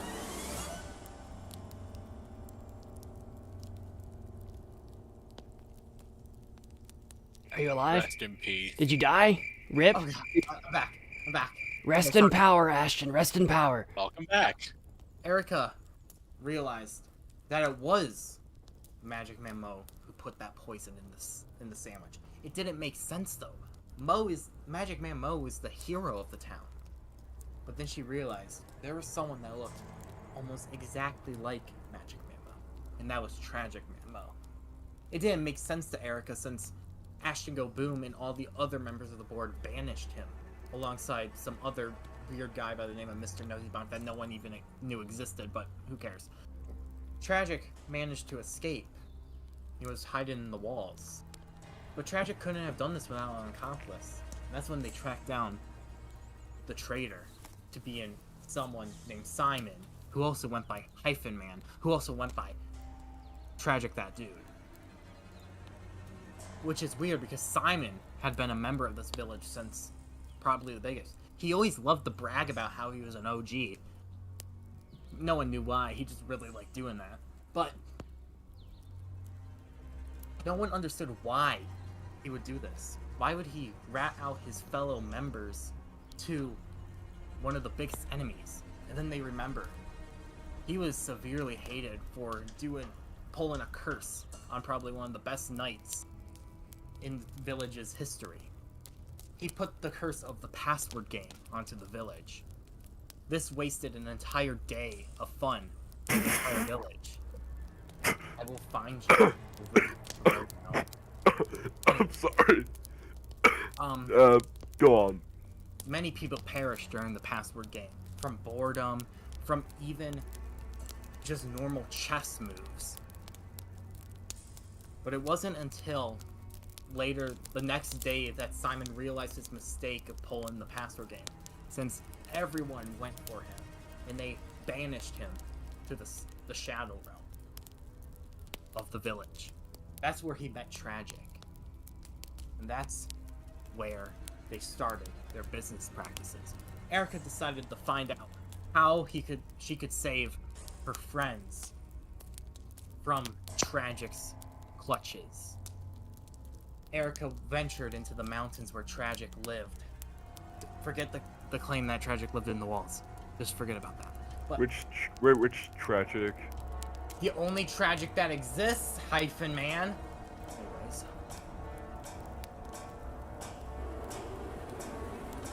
Erica ventured into a cave. There was many horrors. MagicManMo.exe was in a computer for some reason.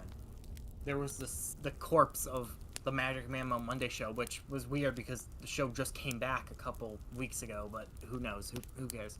But there was also Looney Tunes World of Mayhem there, but who really remembers that show? But that game. But after venturing deeper into this cave, Erica found something disturbing. Entangled from the ceiling was Hyphen Man. Tragic had betrayed Hyphen Man and put a message saying, no matter how hard you try, no matter who you are, no matter how hard you try to follow me and become one of my followers, if you're a member of the Hastily Made Village, you cannot negotiate with me. Erica realized the mistake that she had done. She had been lured into a trap. She tried to run back, but when she looked down from the mountain to the village, the entire village was up in flames. Erica was too late. The end. Too late? So we all went up in smoke? Yeah. Oh, by the way, guys, secret message in my name, or not my name, but my profile. So good luck finding that out. By the way, secret message. Okay. Oh, I literally clicked on your profile and I'm like, don't know what that means, and just clicked away. You're going to want to right click and then click on profile. It seems like a lot of work. Yeah, too much work.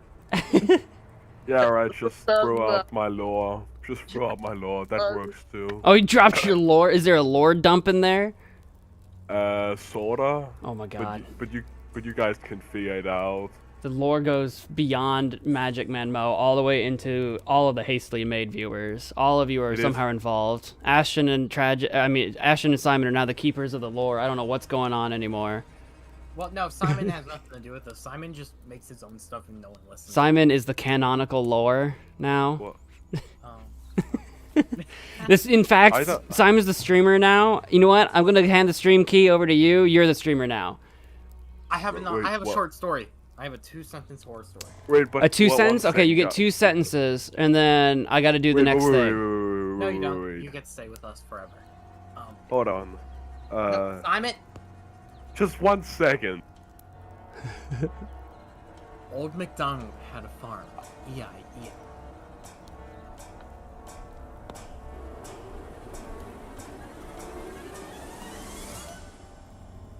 Spooky. What is going on? Spooky. That's what's going on. Spooky. I wonder how long Super it Shafts. take him to realize that I muted him.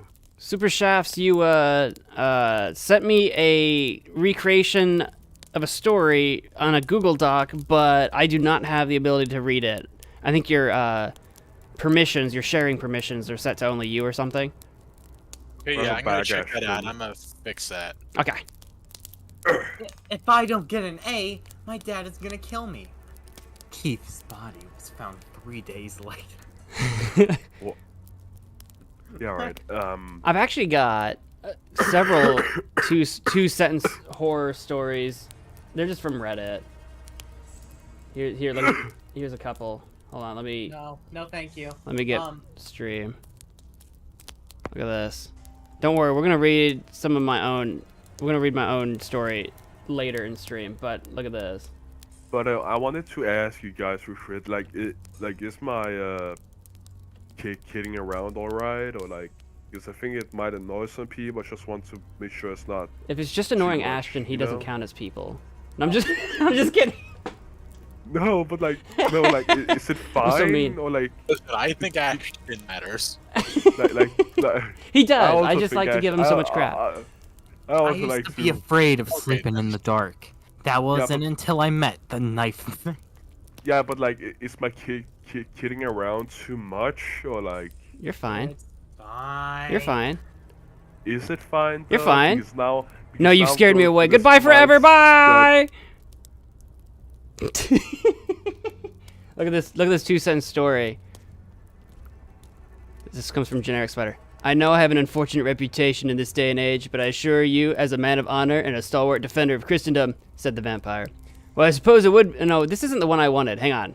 I think I lost the one I want. No. Oh no, this page refreshed. Oh no, where was the one that I had? Oh no, it's this one. This is the most venomous mushroom in the world. Also, I don't mean poisonous. That's the one I was looking for. Or how about... Nope. What was the other one I had? Oh, what was the other one? Ah, they all refreshed. The ones I had a few in a row. Nah, they're all gone. It refreshed. Oh no!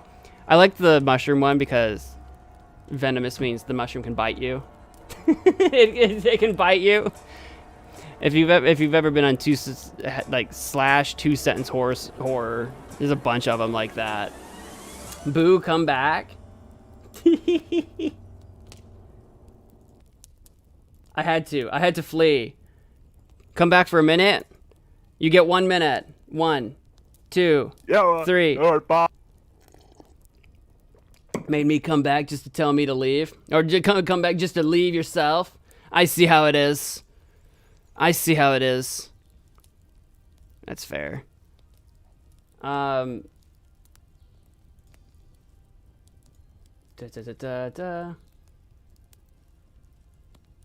Also. Oh, why did this pause? Oh no, it didn't pause. Oh, it was just quiet. Oh, weird.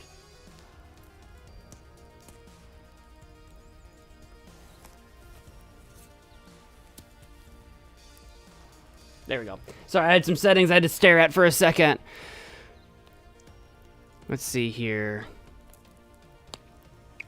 I do have Man on a Ledge.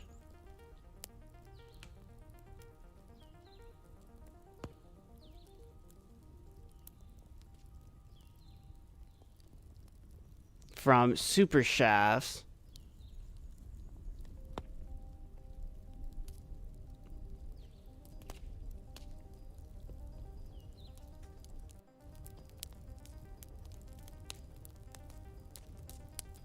Sorry, I gotta read something real quick.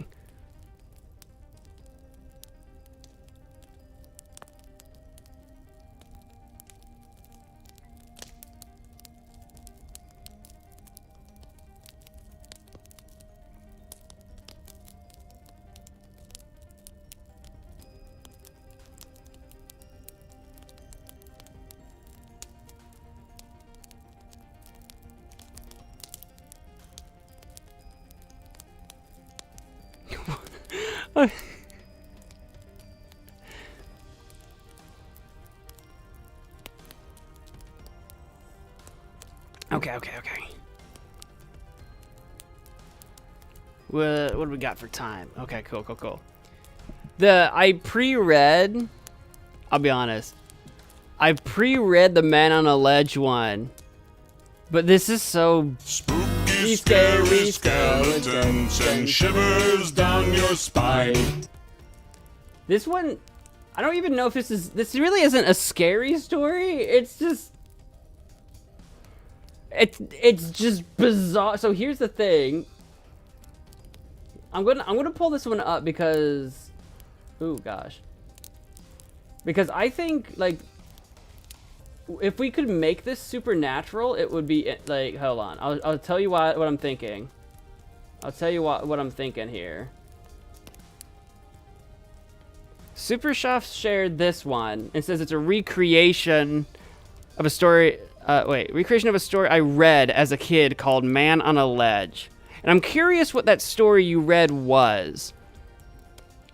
It goes like this. Man on a ledge. A man is standing on the edge of a building and isn't stern on jumping or coming down. No one has made progress in convincing him to come down, but a cop walks in and makes small talk with the man. Sorry, I forgot my music.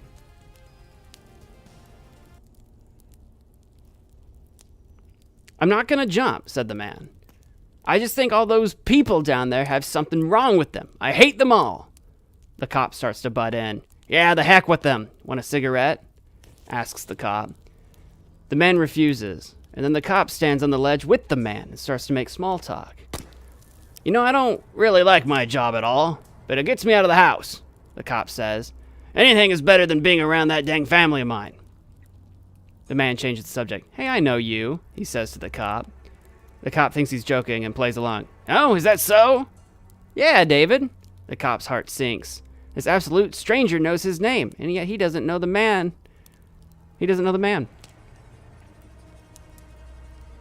I want to tell you that I slept with your wife, Rose, about a week ago. That's why no one was home. That's why, you know, on second thought, the cop didn't know what to think. Suddenly the man jumped. What? What story did that come from that you recreated? So there's a thing here. The interesting thing about this one, I have no idea who says this part. Is that the cop talking or is that the guy? I do think it would be interesting though to have this exchange. I kind of want to know where this came from, the recreation aspect. I don't think it's really a spooky story, but there's like a twist here that's kind of interesting where they either know each other or don't know each other. And then I feel like there is something there, and I would like to know what story that comes from. I'm a little unclear on it. Anyway, I can't remember, and I hardly remember anything. That was the man from a collection of stories. Yeah, so the idea that, like, I wonder what the point of it was. I'd be curious to know more about, like, where that came from. Anywho.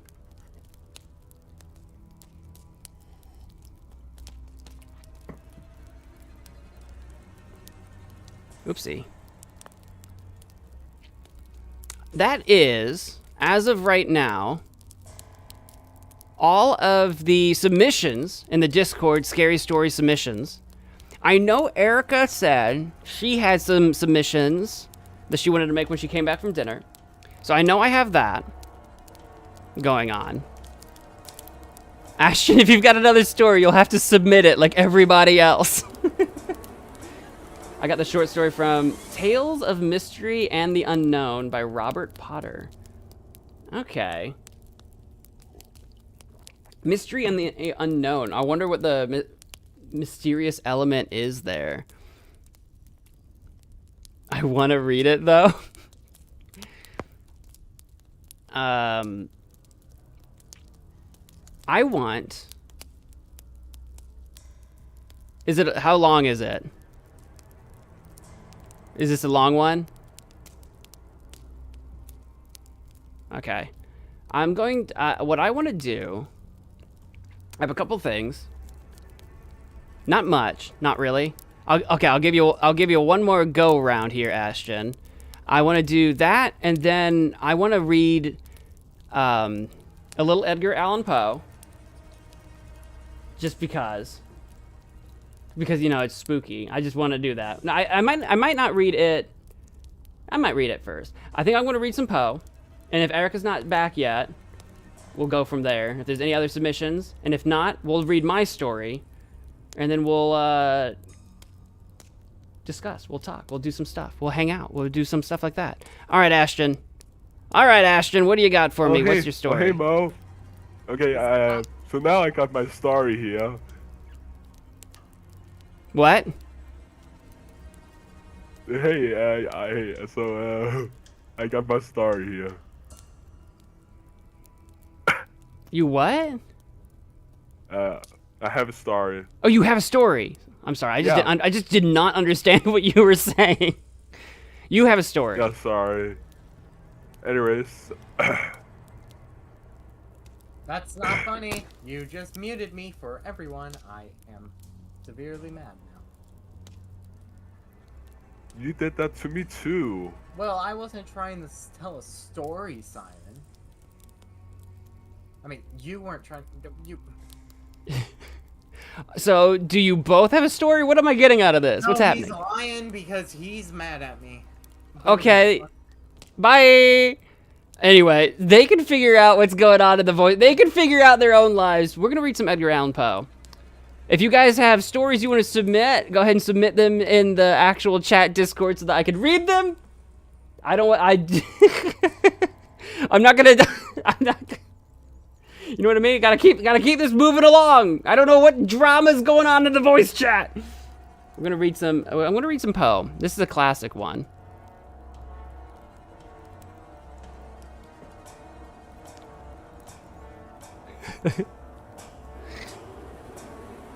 Let me get this. I'll get it on. Should I get this on screen or should I just read it? I feel like this is Edgar Allan Poe. I feel like I should just go for it. No, I can put it on screen. I can put it on screen. I just want to read. This is a classic. I just thought it would be fun to read some Edgar Allan Poe and narrate it for you. This is The Raven. If you're not familiar with Edgar Allan Poe and The Raven, this is a poem. It's a classic one. It's one of my favorites. Can I read my poem? What poem? If you've got any scary story submissions, they need to go into the scary story submissions chat in Discord. That's what we're doing now. I've read this Poe story back in middle school. Yeah, most people have probably read this in school, but I just feel like when it comes to spooky, scary stories, like Edgar Allan Poe, Mary Shelley's Frankenstein, Dracula, all that stuff's really classic and original. Now, I didn't want to read like a whole Poe-like short story, but I thought it would be fun to read the poem, The Raven. Now, this came out like in the late 19th century, so obviously like the language might be a little bit less contemporary, but all the same, it's a classic, one of my favorites, and I thought I would read it. I just thought I would read it. Classic spooky story. The Raven, by Edgar Allan Poe. Once upon a midnight dreary, while I pondered weak and weary over many a quaint and curious volume of forgotten lore, while I nodded, nearly napping, suddenly there came a tapping, as of someone gently rapping at my chamber door. "'Tis some visitor," I muttered, tapping at my chamber door. Only this, and nothing more. Ah, distinctly I remember it was in the bleak of December, and each separate dying ember wrought its ghost upon the floor. Eagerly I wished the morrow. Vainly I had sought to borrow from my books surcease of sorrow for the lost Lenore, for the rare and radiant maiden whom the angels named Lenore, nameless here forevermore. And the silken, sad, uncertain rustling of each purple curtain thrilled me with fantastic terrors never felt before, so that now, to still the beating of my heart, I stood repeating, "'Tis some visitor entreating entrance at my chamber door. Some late visitor entreating entrance at my chamber door. This it is, and nothing more." Presently, My soul grew stronger, hesitating then no longer. "Sir," said I, "or madam, truly your forgiveness I implore, but the fact is I was napping, and so gently you came rapping, and so faintly you came tapping at my chamber door, that I scarce was sure I heard you. Here I opened wide the door, darkness there, and nothing more." Deep into that darkness peering, long I stood there wondering, fearing, doubting, dreaming, dreams no mortals ever dared to dream before. But the silence was unbroken, and the stillness gave no token, and the only word there spoken was the whispered word, "Lenore." This I whispered, and an echo murmured back the word, "Lenore." Merely this, and nothing more. Back into the chamber turning, all my soul within me burning, soon again I heard a tapping, somewhat louder than before. "Surely," said I, "surely that is something at my window lattice. Let me see, then, what threat is, and this mystery explore. Let my heart be still a moment, and this mystery explore. 'Tis the wind, and nothing more." Open here I flung the shutter, when, with many a flirt and flutter, in there stepped a stately raven of the saintly days of yore. Not the least obeisance made he, not a minute stopped or stayed he, but with mien of lord or lady, perched above my chamber door, perched upon a bust of Pallas, just above my chamber door, perched and sat, nothing more. Then this ebony bird beguiling my sad fancy into smiling, by the grave and stern decorum of the countenance it wore. "Though thy crest be shorn and shaven, thou," I said, "art sure no craven, ghastly grim and ancient raven, wandering from the nightly shore. Tell me what thy lordly name is on the night's Plutonian shore." Quoth the raven, "Nevermore." Much I marveled this ungainly fowl to hear discourse so plainly, though its answer little meaning, little relevancy bore. For we cannot help agreeing that no living human being ever yet was blessed with seeing bird above his chamber door, bird or beast upon the sculptured bust above his chamber door, with such a name as Nevermore. But the raven, sitting lonely on the placid bust, spoke only that one word, as if his soul in that one word he did outpour. Nothing further than he uttered, not a feather than he fluttered, till I scarcely more than muttered, "Other friends have flown before, on the morrow he will leave me, as my hopes have flown before." Then the bird said, "Nevermore." Startled at the stillness broken by reply so aptly spoken. "Doubtless," said I, "what it utters is its only stock and store, caught from some unhappy master, whom unmercifully disaster followed fast and followed faster, till his songs one burden bore, till the dirges of his hope that melancholy burden bore of nevermore." But the raven, still beguiling all my fancy into smiling, straight I wheeled a cushioned seat in front of a bird and bust and door, then upon the velvet sinking I betook myself to linking fancy unto fancy, thinking what this ominous bird of yore, what this grim, ungainly, ghastly, gaunt, and ominous bird of yore meant in croaking nevermore. This I sat engaged in guessing, but no syllable expressing, to the fowl whose fiery eyes now burned into my bosom's core. This and more I sat divining, with my head at ease reclining, on the cushion's velvet lining that the lamplight gloated o'er, but whose velvet violet lining with the lamplight gloating o'er, she shall press, nevermore. Then methought the air grew denser, perfumed from an unseen censer, swung by seraphim whose footfalls tinkled on the tufted floor. "Wretch!" I cried, "thy God hath lent thee, by these angels he hath sent thee, respite and nepenthe from thy memories of Lenore. Quaff, oh quaff this kind nepenthe, and forget this lost Lenore." Quoth the raven, "Nevermore." "Prophet," said I, "thing of evil, prophet still, if bird or devil, Whether tempter sent or whether tempest tossed thee here ashore, desolate yet all undaunted, on this desert land enchanted, on this home by horror haunted, tell me truly, I implore, is there balm in Gilead? Tell me, I implore. Quoth the raven, nevermore.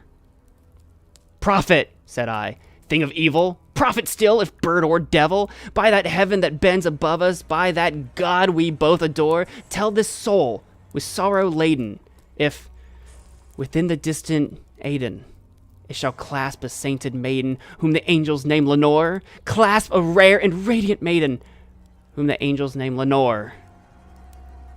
Quoth the raven, nevermore. Be that word our sign in parting, bird or fiend, I shrieked, upstarting, get thee back into the tempest and the night's Plutonian shore. Leave no black plume as a token of that lie thy soul has spoken. Leave my loneliness unbroken. Quilt the bust above my door. Take thy beak from out my heart and take thy form from off my door. Quoth the raven, nevermore.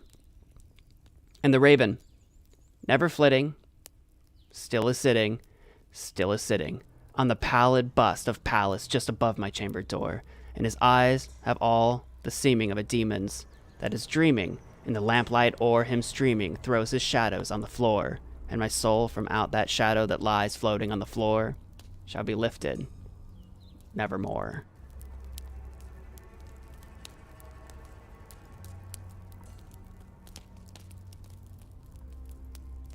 Such a fun poem to read. It's got some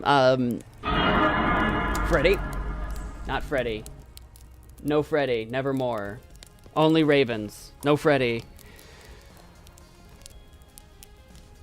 I don't know. It's a poem for starters. So gasp indeed. It's a poem for starters. So if anyone was lost there, I feel like there's a few different ways you can read that poem and like kind of like get different meanings out of it, and I think it's really fun and fascinating. But I always took it as the writer, or the narrator, I should say, had some sort of guilt still in Lenore's past, and so Lenore is a lover that the main character used to have, and she's dead. I imagined it as in like the narrator might have had some hand in that, or at least felt guilty about it, and that the raven represents some kind of like, you know, it's some kind of a emissary from the great beyond. The Plutonian shore is Hades, the underworld, death, and the narrator asks the raven if one day in death, if the narrator will see Lenore again, and the raven says no. And it's like it's soul crushing to him. There's a lot more to it, and it's so well written. It like flows so well.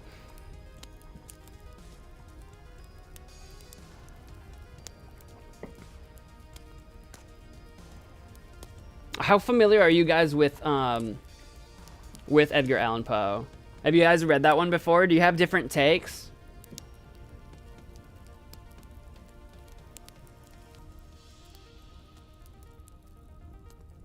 Oh, Glory, you finished your story too. Excellent. Yeah, you read it in class? What did you learn about it? What did you learn about it? What did you talk about? One of the downsides, because I think it's a really good, poem, and I really like Edgar Allan Poe. But one of the downsides to reading in school is that no one likes school, so it's like everyone ends up just kind of hating these stories. Rhyme scheme. It does a lot of rhyming. Rhyme scheme's like, yeah, it's definitely there. There's a lot of rhyme scheme, assonance, consonants, lots of stuff going on in there for sure. But I meant more like the actual like the actual context of it, like the content of it. Fairly familiar, and I think it's about the narrator going crazy about something stalking him. I mean, like, kind of, but like, do you like what is the something? Like, do you think it's something physical and real? I think it's guilt. Guilt stalks him. Grief stalks him. The question of what happens when you die stalks him. I think it's these ideas that stalks him.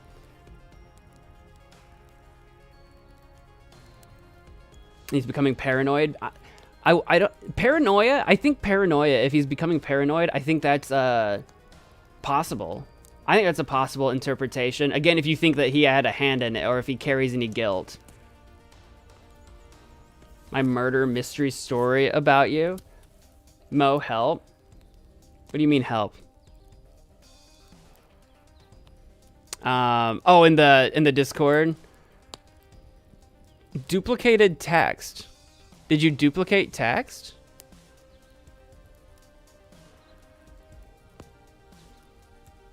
Let me scroll. Sorry, I'm all scrolled down.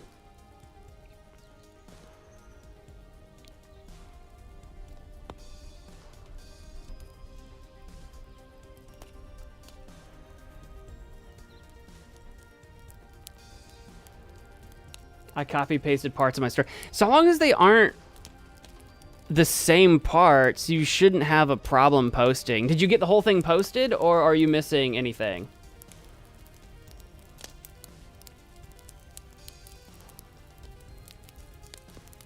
Make sure when you copy and paste that you don't accidentally paste the same thing twice, or the bot will destroy it. You're missing a part? Okay. How many parts is it? Is it 3 parts? Or is it more?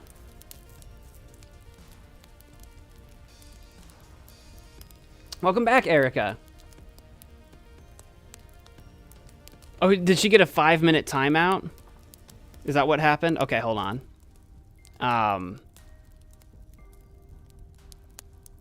What's the best way I can fix this at the moment? Hold on a sec.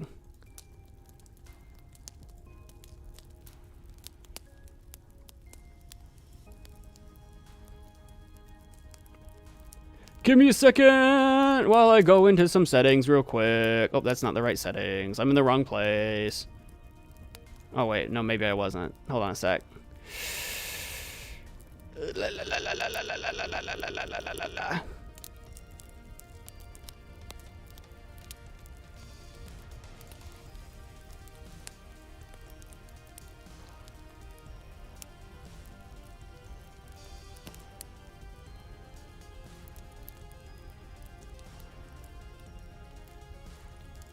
Is that not where... Oh, here we go. Maybe over here somewhere.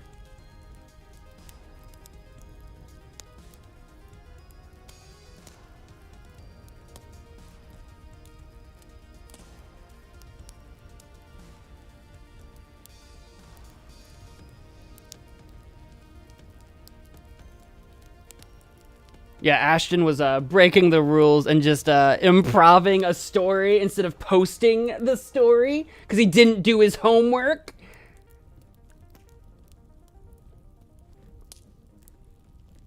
You have Erica, not Erica, Gloria, you've got 2 more parts to the... Okay, hold on.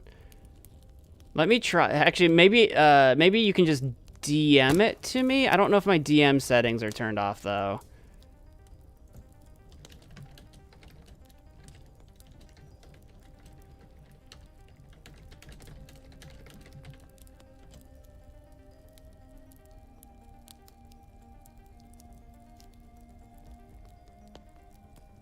Gloria, I sent you a direct message. You should be able to post the whole thing there. I mean, without getting, like, bot stopped or whatever.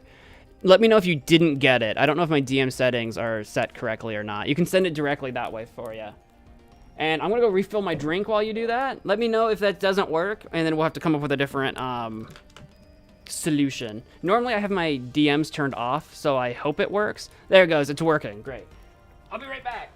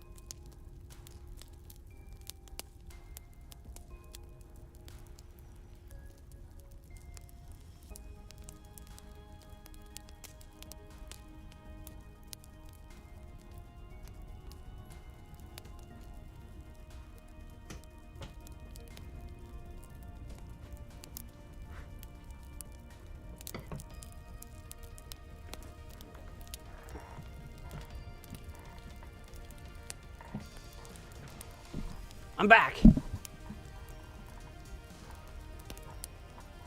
Oops. Here we go. Let me see here. Did we get... There it is. Looks like I got your story. Perfect. Okay.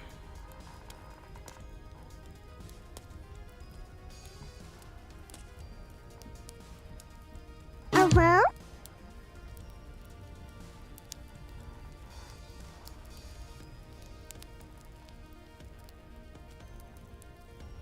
Readers reading ahead.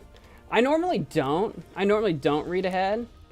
I read ahead on Super Shaft's short one earlier because he said it was a recreation and it was like Man on the Ledge. So I was like, what's this about? I was just kind of checking. Well, because that was the same thing with that romance one. I don't normally read them ahead. Tone and pacing. I get what you're saying with the campfire, like sitting around a campfire. Normally you don't, but also in the absolute, like, not egotistical way possible, which I know is hard because it's coming from me. It's my stream, and if I'm just in voice chat and all you guys are just in control of the stream, I have no control of what's going on. Do you see how that might be, like, not preferred? If you don't understand why that might not be preferred, I don't know how to put it into words.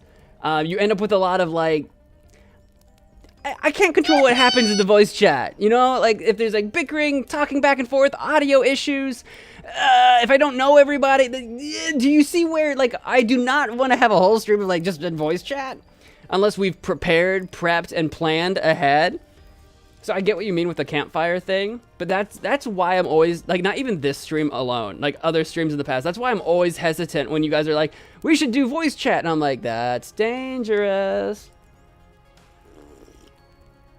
That's dangerous. You never know what's gonna happen.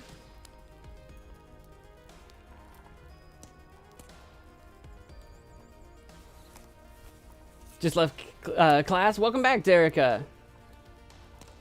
Not much battery left. Oh no.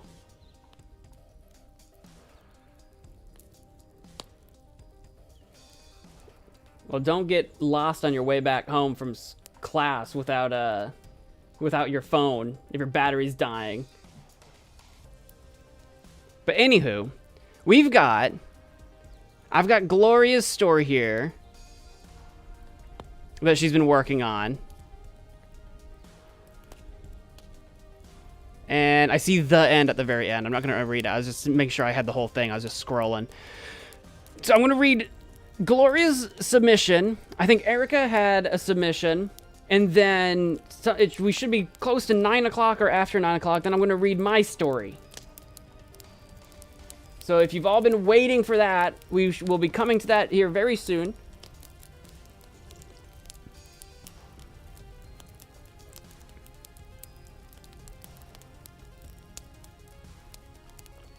Gloria had a story earlier as well. This one is different, though. This one is called Mo the Doppelganger.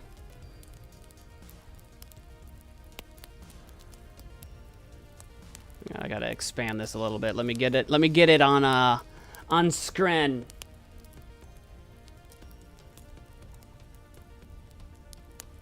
Let me get it over here. Oopsie.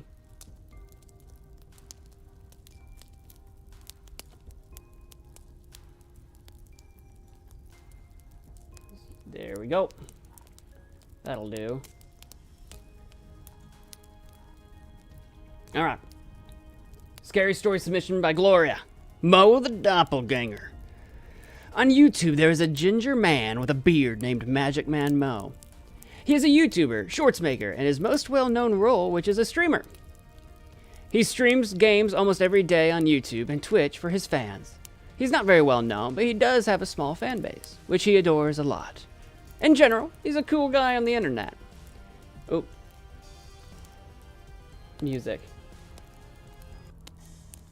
MagicManMo, or Mo for short, is just an average guy. He has an average job and a part-time streaming on YouTube. He has almost 7K subs. He's been on YouTube for over 10 years, yet barely anyone knows him. Many YouTubers who have been on the platform for the same amount of time have 100 times more subs than him, and want to be like them. Mo hasn't even hit 10K. Man, this feels like a roast. Are you roasting? You're roasting me right now. 10K subs, so why would anyone want to be like him? Let's find out together. It was just a normal day. Mo was getting his stuff ready for a stream. But then, there was a scratching from outside. Mo got up and went over to the closet window. He pulled the curtains back, and there was nothing. The heck? Said Mo. He was very confused. He went back to his computer. He then sipped on his coffee. Then the stream started. Hello, friends, and welcome to Let's Play Minecraft. I'm your host, MagicManMo. Mo then played Minecraft for a stream. After a few hours of streaming, he decided to end the stream. He said bye to his viewers and stopped the stream. Then he got ready for bed. He got into his cute shark PJs and laid in bed. He closed his eyes and fell asleep. Meanwhile, outside, there was a large creature outside of Mo's window. It stood with a large humped back. It had lots of sharp teeth. It had 2 blood-red eyes. It had long legs with large feet with 4 big toes. It had long arms with big hands and long fingers with big claws. Its skin was forest green. It is called a doppelganger. They are vicious creatures who eat people, and when they eat someone, they are able to turn into that person. They mainly look for people who don't have families and that stay home a lot. The doppelganger was looking around, was sniffing around, and then smelled something. It looked into window, but couldn't see much. Then it scratched on the window. It was loud enough that it woke up Mo. He woke up. He rushed to the window. He opened the curtains. There was nothing. Huh, that's weird. I swear there was something there. Probably just a squirrel. He then went back to bed and back to sleep. When Mo left the doppelganger, it creeped out of the shadows. I will take you, MagicManMo, said in a scary voice. Decided to leave and went back to the spooky forest. The next day, Mo got up and did his normal morning routine. He had his day like usual. Then it was time for the pig sauce stream. He was getting a cup of coffee, and while he was doing that, there was a strange noise from the window. Mo went to the window and opened the curtains. There was nothing. That's strange, said Mo. He looked around outside, and there was nothing. Mo went back to making his coffee. After he made his coffee, he went to his computer and sat down. He was about to start the stream, but then there was another noise outside the window. He got spooked by it, so he decided to go look at it. Yet again, he saw nothing. He went back to his computer. Meanwhile, outside, the doppelganger was lurking around and decided to hide underneath the window. Inside, Mo sat down on his very beat-up chair. Get a new chair soon, Mo. He sipped on his coffee and started the stream. Hello, friends, and welcome to Let's Play That's Not My Neighbor. I'm your host, MagicManMo. He then played That's Not My Neighbor. A few hours later, Mo said bye to his viewers and ended the stream. He stayed on the computer since he had to do something on it. He typed something and was minding his own business. Little did he know, he left the window unlocked. As Mo was on the computer, he got distracted. The doppelganger somehow opened the window without making any noise. It got in. The doppelganger tiptoed toward Mo. He was unaware about what was going to happen to him. It got closer and opened its mouth and showed all of its sharp, creepy teeth. It got very close to Mo. The doppelganger stepped on something and made a noise. Mo turned around. He saw the large humpback creature. He screamed as loud as he could. He then got attacked by the doppelganger. It sliced Mo's throat open. He started to bleed out. The blood was rushing out very fast. Mo couldn't do anything. The doppelganger then pushed Mo out of his chair. It then tore into Mo's chest. There was so much blood. The deep red just kept coming out and wouldn't stop. The doppelganger then ate his organs. Then it ate the rest of him. Sorry. You guys can't see that. You guys can't see. You guys can't see. Hold on. You guys can't see. There you go. There was nothing but bloodstains left of him. Then turned into Mo. He looked exactly like him, except for a small green bump. Noticed it in a nearby mirror. He then looked around and saw a red fedora with a black band on it. He then put it on. I am now the new MagicManMo, said in Mo's voice. Took over Mo's whole life. He did all the streams with no one noticing anything. No one ever knew. No one ever noticed. No one will ever find the real MagicManMo. The end. Should have been the end with a question mark. The end? Hey. I like that one. Yummy! Yummy! Not my neighbor in real life. Is this a true story? No, that's fabricated. Completely fake.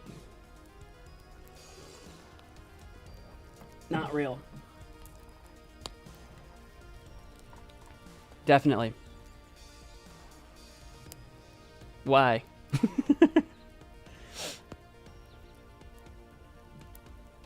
If it's a roast, I will be happy. I know that's the first like couple paragraphs there, or that first paragraph. I was like, whoa, we're really most YouTubers would be like a bajillion subscribers right now, but Mo, nah, he's still tiny. Nobody knows who he is. He just kind of sucks. The first two paragraphs there were those were really oh boy. Super Chef's claiming to be me? Get out of town.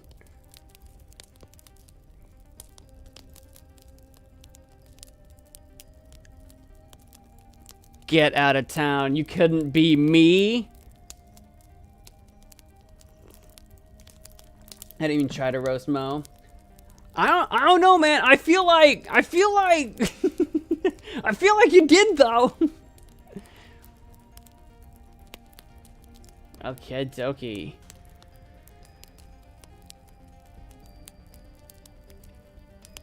But somehow I did. You were over explaining the subscriber situation, and I was just like, Okay. No, good story. I like the doppelganger twist. The doppelganger.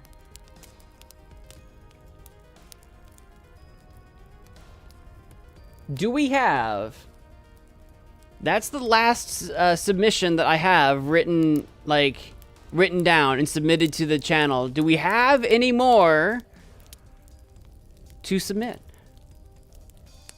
Is Mo backwards. Oh my god. You're right. I don't know why I didn't... I just thought because it's like a monster, and that's just like I didn't even think of that, Gloria. I didn't even think of that. Hashtag indeed. You'll post yours now? Okay, Erica. Erica's gonna post hers. We waited for you. We're gonna post hers. I'm gonna end the poll over here on YouTube after I read it, and then we're gonna read mine. And that's our spooky stream, pretty much. Pretty much. I thought of as in the meditation thing. I know, I didn't even think about it being Mo back. Well, to be fair, Mo is such a short name. It's so short. Would you guys rate it? I rate 8 out of 8 great.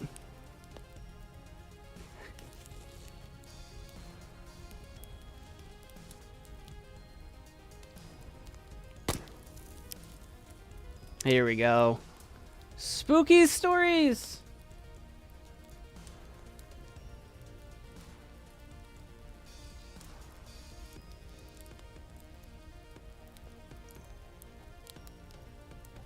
Okay. Yippee! Who yippied me? Yippee! Beautiful. Okay, I'm just scrolling down the document to see what I'm working with here, and then okay, it looks like we've got 3, and I believe that's what Erica said. Yeah, 1, 2. Oh, the second one's super short. It looks like. Yeah, we got 3 stories that Erica has written here. From Argentina with Love. That's the next James Bond film right there. From Argentina with Love. The first one's a children's story. The rest are true stories. Interesting. Am I the real... Of course I'm the real Mo. Of course. Why would you think otherwise?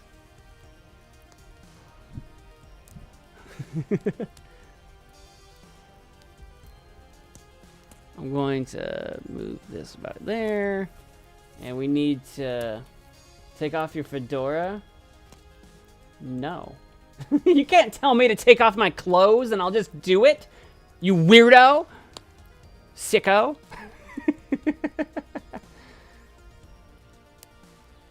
Erica says she's the real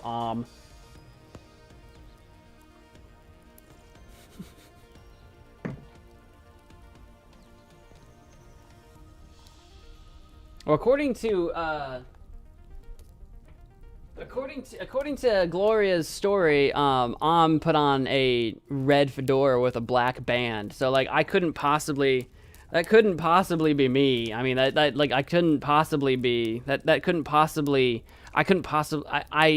definitely the definitely the real MagicManMo.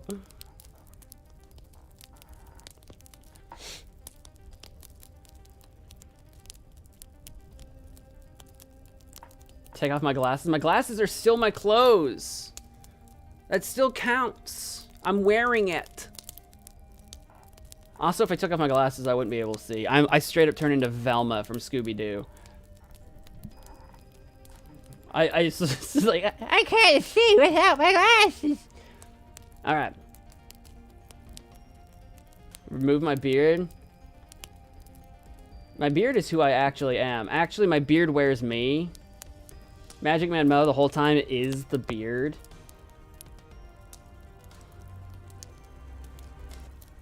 Alright. Scary stories.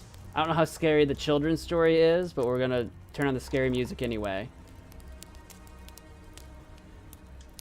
Alright. From Erica. This one is called Hands, Manos, by Elsa Bornman. Emily, Camilla, and Sarah were best friends. From autumn to spring, the three of them would spend some weekends at a nice cottage that Emily's family owned outside the city. There they had the time of their lives. That winter, Saturday, for example, was one to remember. It was a cold night, and the three little girls were already in bed. They slept in the guest's room. It was a large room on the second floor. It had windows that opened onto the backyard, through which the glow of the moon usually filtered in, though not on nights like this one when darkness was a huge poncho covering everything.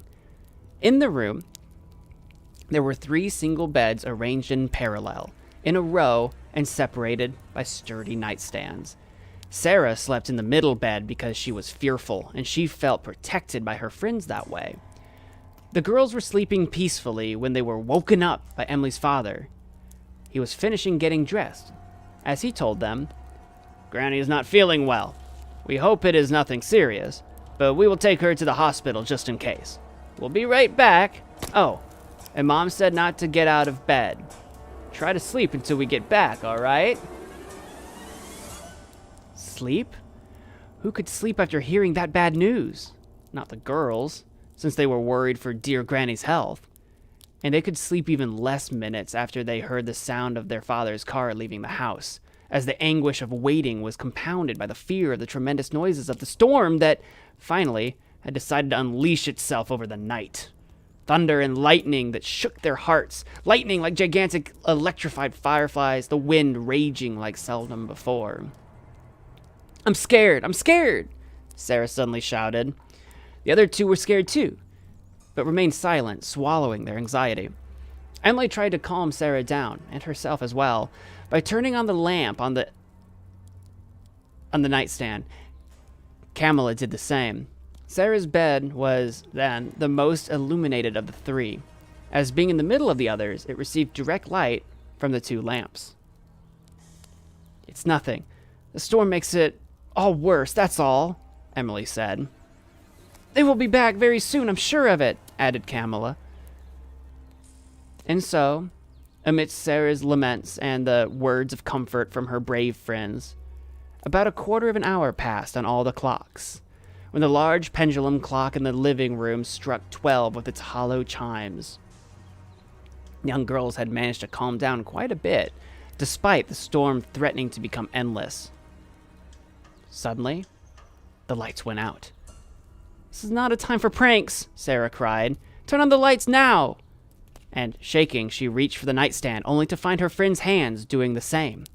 "I didn't turn it off, you dummy," Camilla said. "There must be a blackout," Emily supposed. And that was just it. There was too much electricity causing mischief in the sky and nothing there in the house, where it was so needed at that moment. Sarah broke down in tears, inconsolable. "I'm scared. We need to go get candles from the kitchen. We have to go down to get matches and candles or a flashlight." "We need to? We have to? Yeah, sure. And who's going downstairs, huh? Who? I'm not going down there. No way," Camilla shouted. "Me neither," Emily added. "Sarah thinks I'm some kind of supergirl, but I'm not. I'm scared too. Also, my mom told us not to get out of bed, remember?" Sarah kept on crying with her head hidden under the pillow. "What do we do then? I'm so scared. Please go look for some candles. Be good friends." Emily felt bad for her friend. Although they were the same age, Sarah looked younger and acted accordingly. She felt sorry for her and acted like a big sister. There. Stop crying, Sarah. It's okay. I have an idea." What? "We cover ourselves, each in our bed, and stretch our arms, reaching out until we hold each other's hands." They did it right away. Obviously, Sarah was the one who felt the most protected, being in the middle of her two friends and spreading her arms wide. She could feel a little squeeze from both hands. And so, with their hands tightly intertwined, the three girls managed to overcome much of their fear. After a while, they were all asleep. Outside, the storm was beginning to bid farewell. "Thank God. Grandma is feeling better," Emily's mother told them at dawn the next day, as they returned home and rushed to the second floor to see how the girls were doing. Since the girls were sleeping peacefully upon their return, Grandma herself had been the one to wake them up to let them know everything was fine. "You are very brave girls. Congratulations," and Grandma kissed them and promised to serve them breakfast in bed, to pamper them a bit after the night of nerves they had gone through. "Not so brave, ma'am. At least I'm not," Sarah whispered, a bit embarrassed by her behavior the night before. "It was your granddaughter who helped us calm down." After this confession, the parents and Grandma wanted to know what they had done to not get too scared. So the three friends showed them. "We covered ourselves well, each in our bed like this. We stretched our arms out like this. We held our hands tightly like this." Wait a minute. It turned out that despite their efforts, stretching their arms as far as they could, their little hands couldn't even touch. They had to move the side beds toward the middle one for the girls to barely touch the tips of their fingers. However, the three had truly felt their hands being squeezed by others. "Whose hands?" they exclaimed then, while the adults tried to hide their own feelings of horror. "Whose?" Sarah repeated with a grimace of fear. She had been taken by both hands. Hands. 4 more hands besides the 6 of the girls, moving in the darkness of the night to meet others, seeking to cling to one another. Human hands. Spectral hands. Maybe. Sometimes, from time to time, ghosts are afraid too, and need us. Ooh. Creepy. The beds were too far apart for them to be able to reach each other.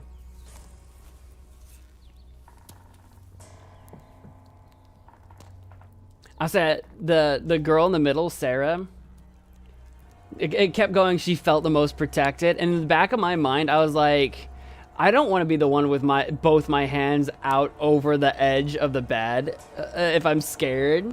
Like, just open wide, like, just arms outstretched, just like, take me. You know what I mean? Like, that sounds terrifying. I love that story. It's a good one.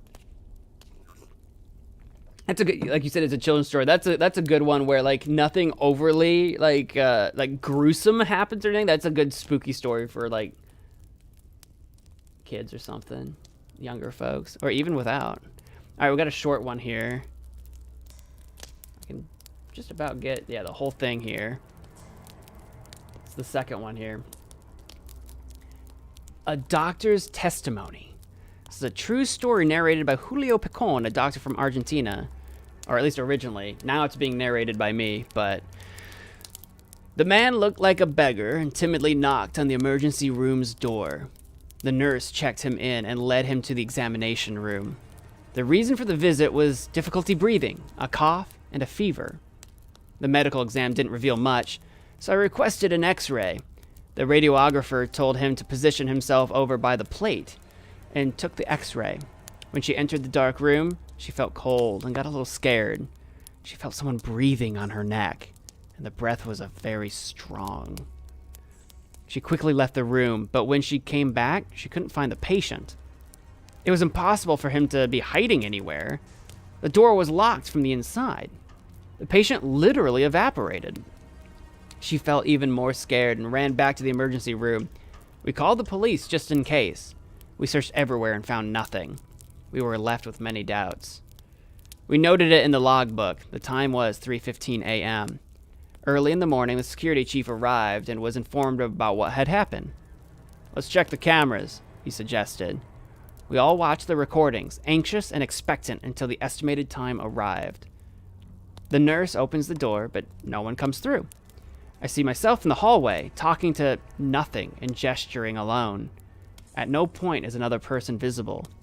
The radiographer is seen opening the x-ray door and speaking, but there's no one there. We remained silent. We said nothing. We don't want to seem crazy. We all saw and interacted with the ghost patient. The cameras didn't capture it. Only our eyes or our imagination did. That one feels very much like my subway stories. Right? That's like something where like everybody in a building experiences some spooky, stupid thing and there's no explanation for it, and you're just like, I swear I'm not crazy, but we don't know what happened. That one's very much like my subway stories. Very much like, except this one involves like doctors. Like if you've got like doctors, a radiographer, a security guard, I mean, it feels a little bit more like professional. Whereas I'm just like a subway guy. It's like, oh, okay, well, somehow you expect more professionalism out of medical staff. So it's like, they wouldn't make this up. That's crazy. All right, and here's the third one. The palm reading.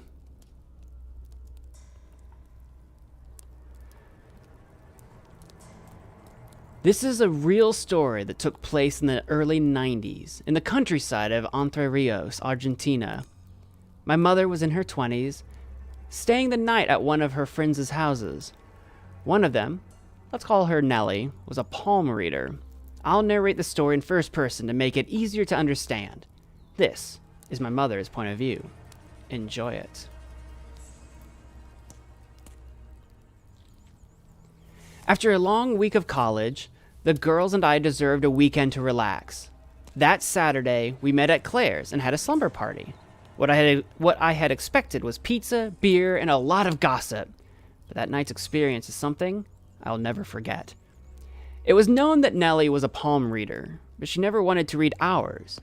That's so unfair. We are your friends, we tried to convince her. We basically begged her to read our palms until she got tired of declining, and we weren't going to give up. So she had no option but to accept. We were so excited. As I was the first one, I didn't have time to think of good questions. So I asked the first thing that came to my mind. If I was going to marry my boyfriend at the time, how many kids we would have, and some other silly questions. It was all fun and laughs until Nellie, who was still reading my palm, remained silent.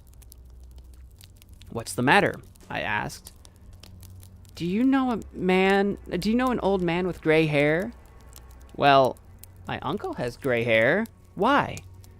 Nellie's facial expressions changed. Her gaze turned cold. Let's drop it. We should do something else, she said. We were curious about what Nellie had seen, but she refused to tell us.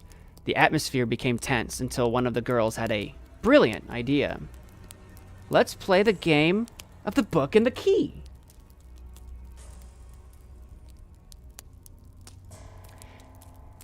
In case you're not familiar, it is a Ouija kind of game, where you summon a spirit and talk to them. All you need is a book, a thread, and a key. You open the book in the middle, put the thread inside, and close the book. You pass the thread through the bow of the key and hold each end of the thread. The key is supposed to move every time you ask a question, answering with a yes or a no.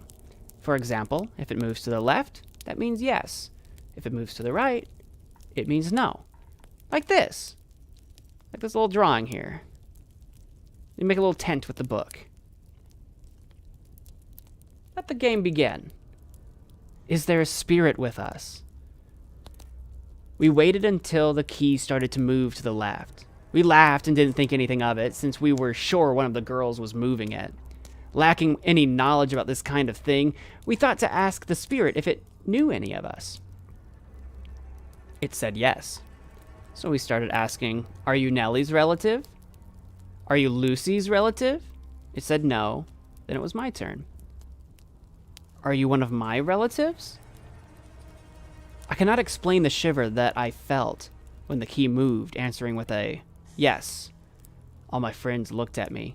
I felt my blood freeze. One of my friends asked, are you a man? Yes, again. Goosebumps. I didn't think twice and asked, are you my father? It took a couple of seconds to answer that question. To be honest, I was trembling terribly, but it said no. At that moment, we decided to stop. I was confused, but relieved at the same time. Still, who was it if not my father? I couldn't recall any other deceased men in my family. However, it was just a game. I decided not to overthink it. An hour or so passed, and we heard a knock on the door. My friend answered it and came back. They're looking for you, she told me. When I reached the door, I saw my brother and my cousin outside. I was clueless about what they were doing here, especially my cousin, since she lived some miles away.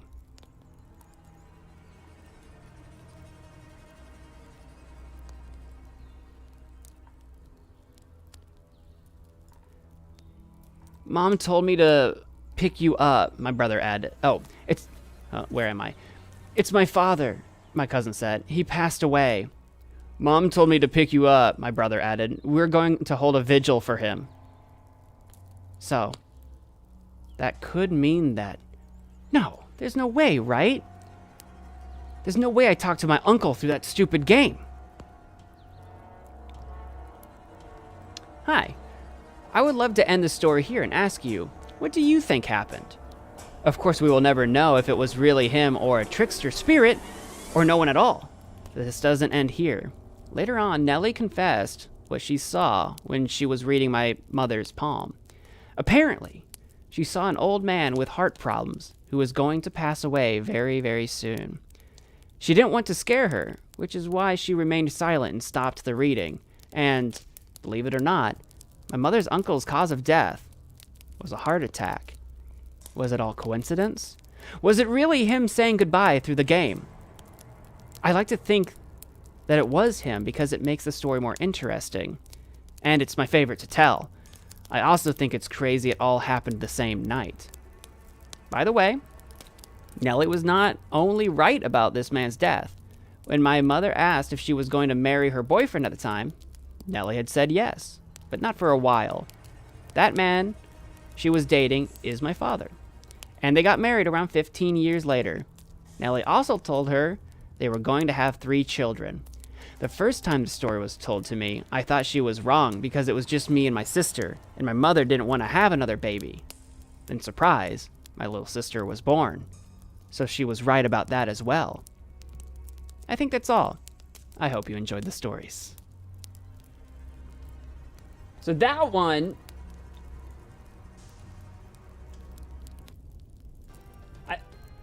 I actually misunderstood initially right at the beginning. That one's actually from you, Erica? That one's actually from you? Or is that one that you found on the internet? That one's actually from you, I think. Thank you, Mom, for this one. Okay, yeah. I misunderstood at first, but I picked up on that pretty quick, but I misunderstood at first. That one's actually from you. Okay. That would be spooky. Welcome back, Erica. We just read Erica's submissions. That would be, especially with the palm reading stuff. Like, because palm reading can be really. Palm reading doesn't have to be very specific. So like with the 3 kids and then the like not marrying for a long time, palm reading can be vague or it can be specific. It can kind of go either way on that one. So normally I'm not a big believer in like being able to read palms and be like, yes, you will marry, which that's not what they said. They said it won't be a while. They didn't say 15 years. But sometimes you hear about stories that's like, oh yeah, according to this line, you'll have 7 children, and this line you'll live 43 years. When it's like super specific, it's like, that doesn't seem quite, like I kind of feel like that's too specific to be possible. But coupling that in with also the Ouija board stuff and like kind of like, you know, you're doing all of this combination of things and it wasn't that specific. It was except for the 3 kids. The 3 kids was specific. God, imagine having 3 kids. 3 kids sounds like so many kids. I don't blame your mom for wanting to stop at 2. But yeah, as far as it being a ghost story, if all of that is true about like Nellie's like the predictions, and then you do like the Ouija tent. What was it called? The tent. I called it a tent. The book key game. What was it called? It was called. Hold on. Where is it at? The game of the book and the key. Does it have an actual like name that you can think of? The game of the book and key. I've never heard of this one before, but that's fun with the, because it's basically a Ouija board, but it's just yes and no's, not all the letters. So obviously there's a lot more interpretation you can do with that. I think it makes for a really good story too. I agree that it makes for a very good story. Whether or not I believe there actually was a ghost or not, I don't know that I do, because I'm a skeptic at at heart, but if it's all true. I got that Fanta in my system. Fanta in my system. Gloria's got that Fanta in her system. I even tried to look it up on Google, but found nothing. Like it might be just like. It might be like a variation, like if because this is from your mom. It might be something that like. She picked up from, like, you know, one kid tells a kid, and like throughout the years, like something that started off as a different game turned it into this game. So it might not have a name if it's kind of a more local thing. A game of the book and key. It reminds me of that, which I never played. What was that? It was in an Inca Games game, which is the only reason I know anything about it. But I guess it was a TikTok thing too. The Charlie thing with the spinner. It reminds me of that, except that I don't know how that works either. But it reminds me of that a little bit.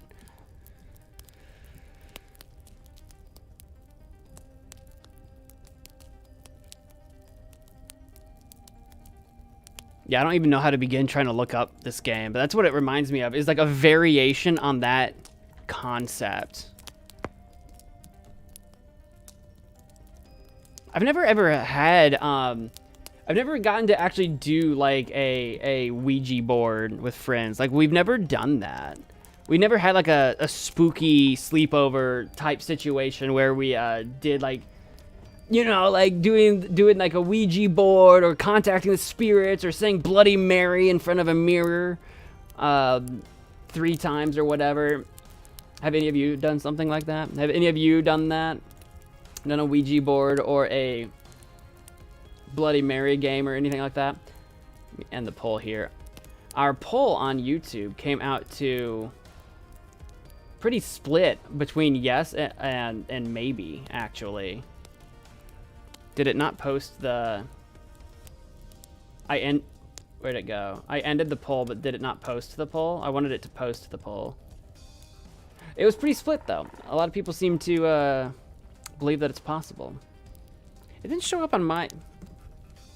Does it... I thought I didn't delete it. I was just trying to end the... Hang on. Ignore me. I'm looking... I'm on my phone.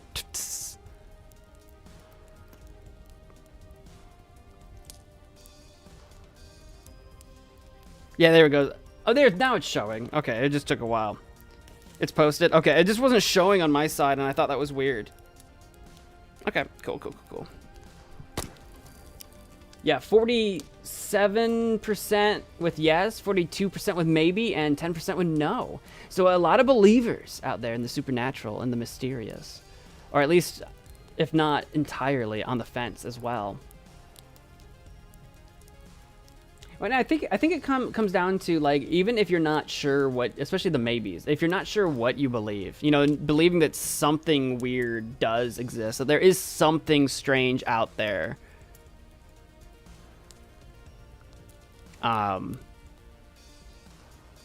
makes sense to a certain degree because, I don't know, there's the unexplained coincidences, unexplained things that you just don't know what, you don't know what to do with that.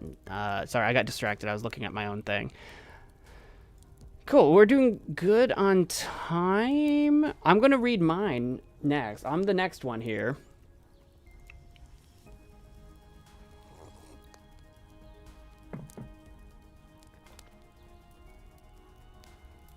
We should summon demons together.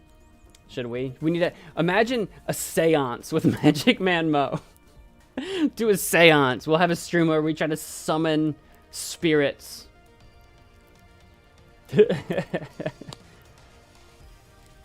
That'll have to be a whole different thing. Let's go.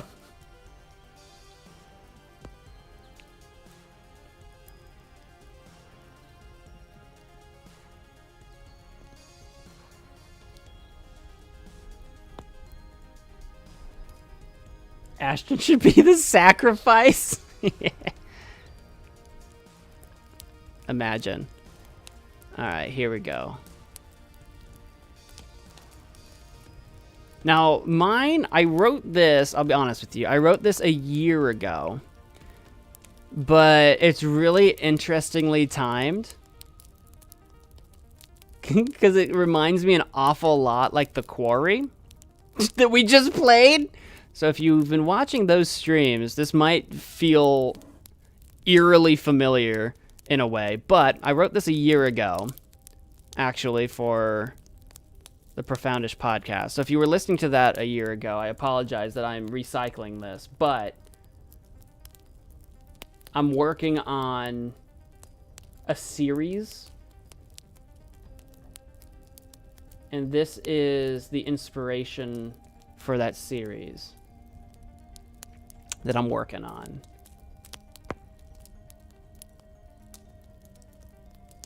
Here we go.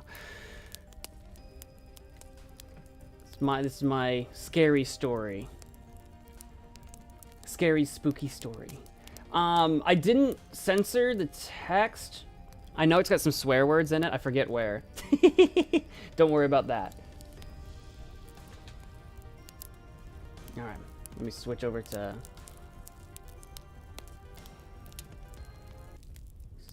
this one's mine. Still Smoke Springs. Spooky, scary swear words, I know. The first thing I remember about that night was waking up in an empty tent. Of course, I didn't know I was alone initially. My eyes opened to darkness, the tent's canvas looming above me. I rolled over uncomfortably, aware of an ache in the small of my back. There were voices outside.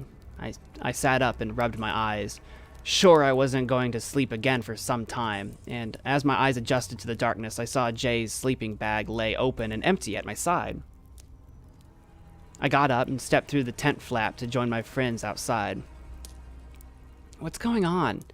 I asked, a sleepy gravel still caught in my throat. "About time you woke up," Cassidy, flushed in the flickering firelight, said with a strange briskness. "What?" I started to speak, but caught myself.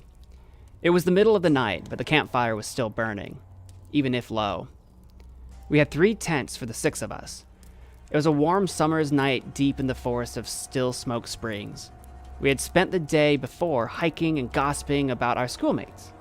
We spent the evening making s'mores and poking the fire, lighting sticks on fire. We all turned in around the same time.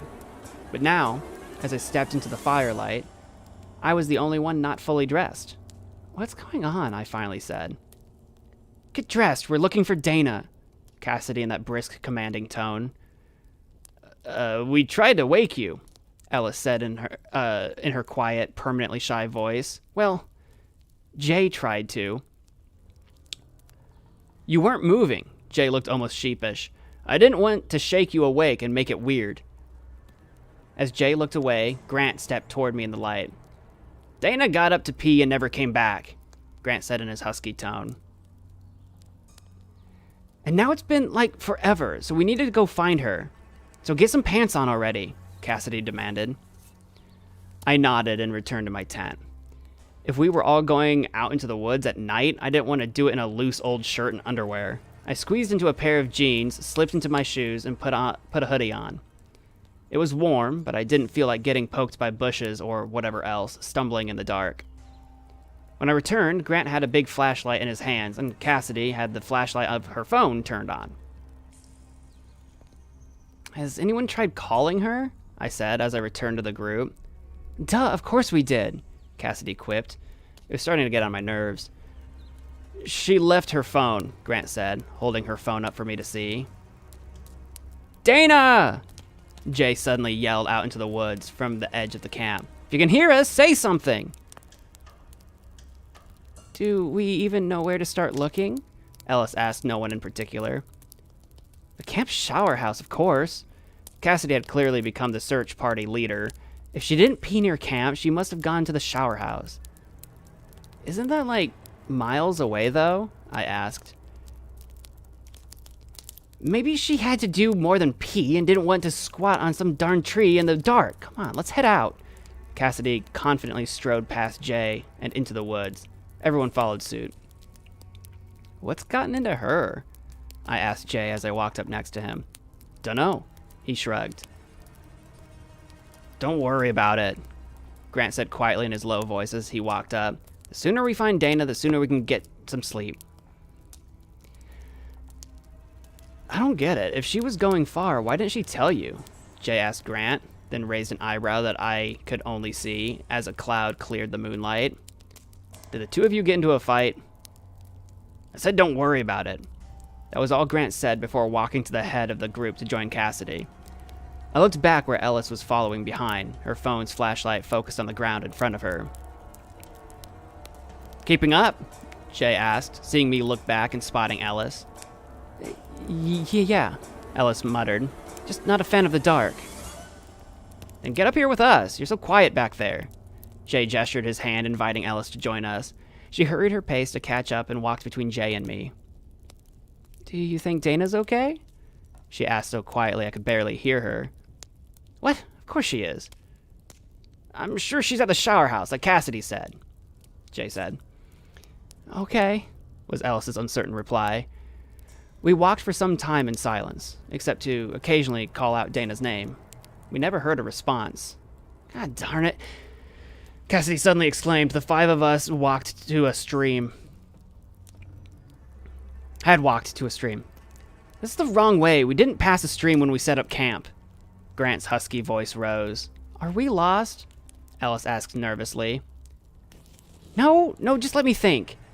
Cassidy rubbed her forehead with her free hand, shining her phone's light up and down the stream. "Isn't there a marina around here? If we follow the stream, maybe it'll go to the lake?" Ellis spoke up, finding some confidence. "You're a genius, Ellie. If we get to the lake, we can find the marina. We can find the shower house from there easy," Cassidy said with a snap. "Dana!" Jay suddenly yelled out. "Can you hear?" Jay didn't get to finish his question as a shrill cry pierced the night. Each of our lights turned in shocked unison towards the source of the sound. It came from upstream. "Dana!"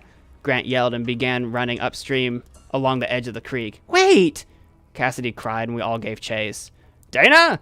Grant yelled again and again until another shriek erupted, but this time it was from Cassidy.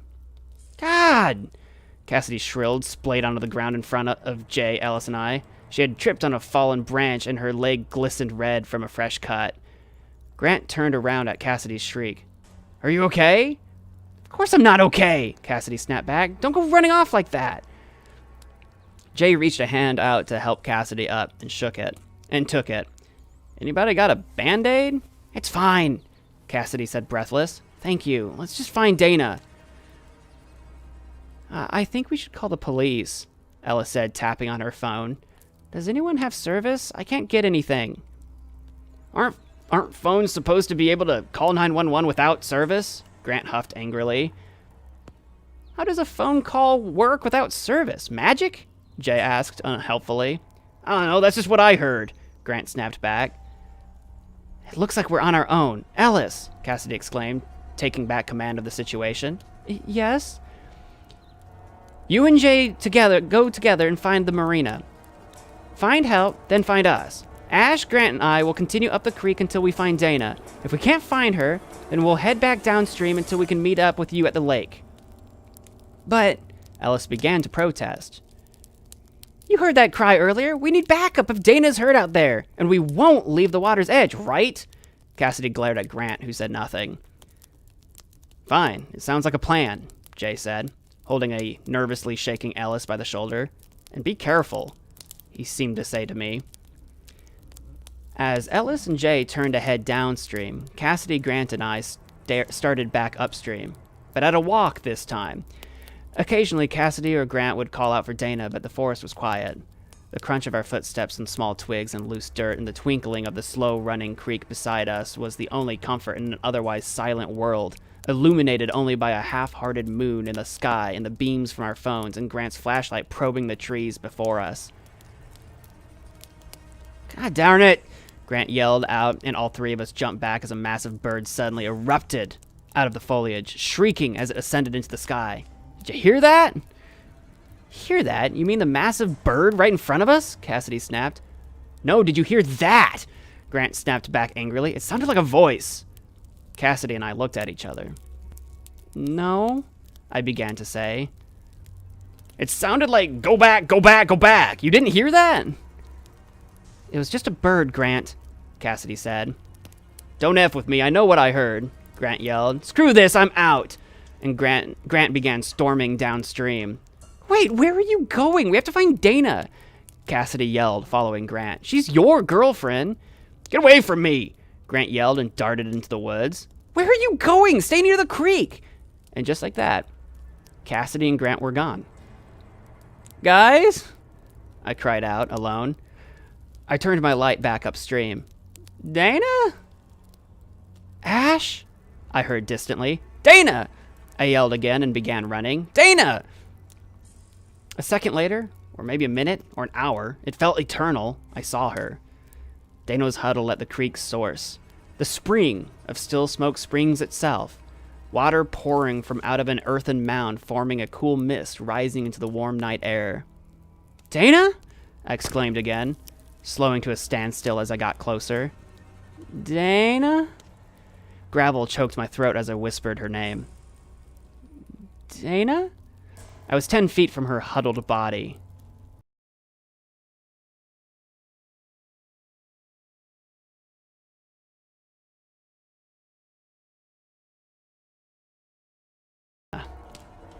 Her naked body bathed in the spring water. Dana, are you okay? Slowly, painfully, Dana turned her head to face me. A great pale moon fallen from the sky. Ash? I heard her voice. I heard it and I held my breath. Yeah? I whispered.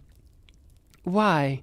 Dana leaped into the spring, crimson running past my legs as I stood shin deep in the creek. Iron filled the mist as it entered my lungs. Why? Dana repeated. Why? Why? Why? Why? Why? I drifted. Slowly there was nothing. Nothing but Dana's whisperings as I lulled to sleep. Ash finished telling her story.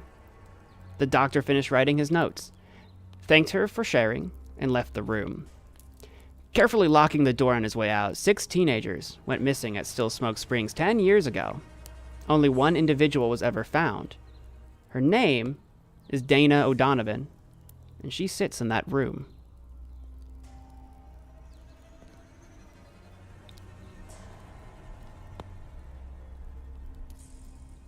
And that's the beginning of a concept I have. There's a few errors in there. I need to adjust some of the writing. I need to fix some of it. Oh, I know. Oh, that's the beginning of a thing that I'm working on. I don't know if I like the transition. It went from the first person hard to like that third person like bit at the end, but that's just the cliffhanger for like there's more to the story kind of thing. But that's what I'm working on. So that's my creepy, spooky story about all of that. About a bunch of teenagers in the woods looking for their friend that got up to pee one night, and when she was found, was not okay. Elaborate? I'm working on a much bigger thing where it will either be this one story expanded significantly, or it'll be like kind of like a almost like a combination of short stories, but they're all like related. It'll make sense. But that's a thing that I'm working on. So if the ending wasn't super clear, the whole story is told in first person from Ash's point of view. If you didn't pick up on that, Ash was the main character. But then that like twist ending at the end, that third person thing, is that even though it's told from Ash's point of view, the doctor and the person in that room, the doctor isn't talking to Ash. That person's talking as if they are, but it's Dana, the person that Ash finds in the at the end of the spring, that finds her in the spring. So maybe Dana thinks she's Ash. Maybe there's something else going on. Either way, the speaker is talking from someone else's point of view. So I know if that's not super clear, it's supposed to be confusing at the end because that's like the big cliffhanger thing. What did we think, though? What did we think of that? Notes? I see.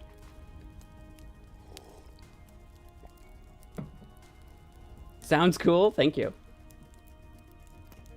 I think so. I think it's got I've got an idea going, but have you written more? Nothing more to share. Nothing more to share.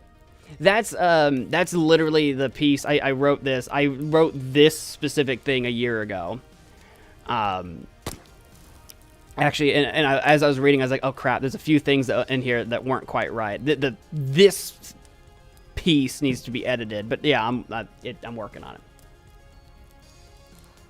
Oh, all right. I know. I'm sorry I don't have more to share, but that's a taste. That's a taste of what I'm working on.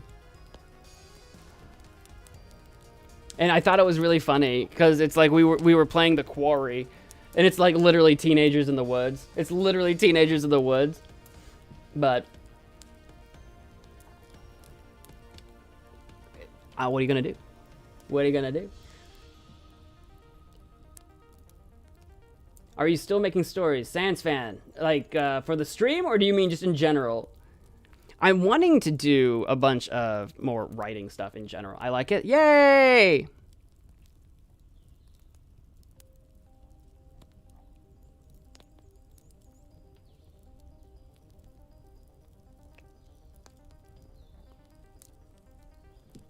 Yay! I believe that's all of our spooky story submissions. And, yeah, I think we've done all the spooky story submissions, everybody. I think we finally got around to all of them. I would like to do more spooky, scary stuff, like stories like this or whatever, like next year, too. We'll do, like, another one, and we'll kind of, like, make it, like, a regular thing. If people want to, like, share stories and stuff, I think that would be really fun. I liked our stories. I liked our stories.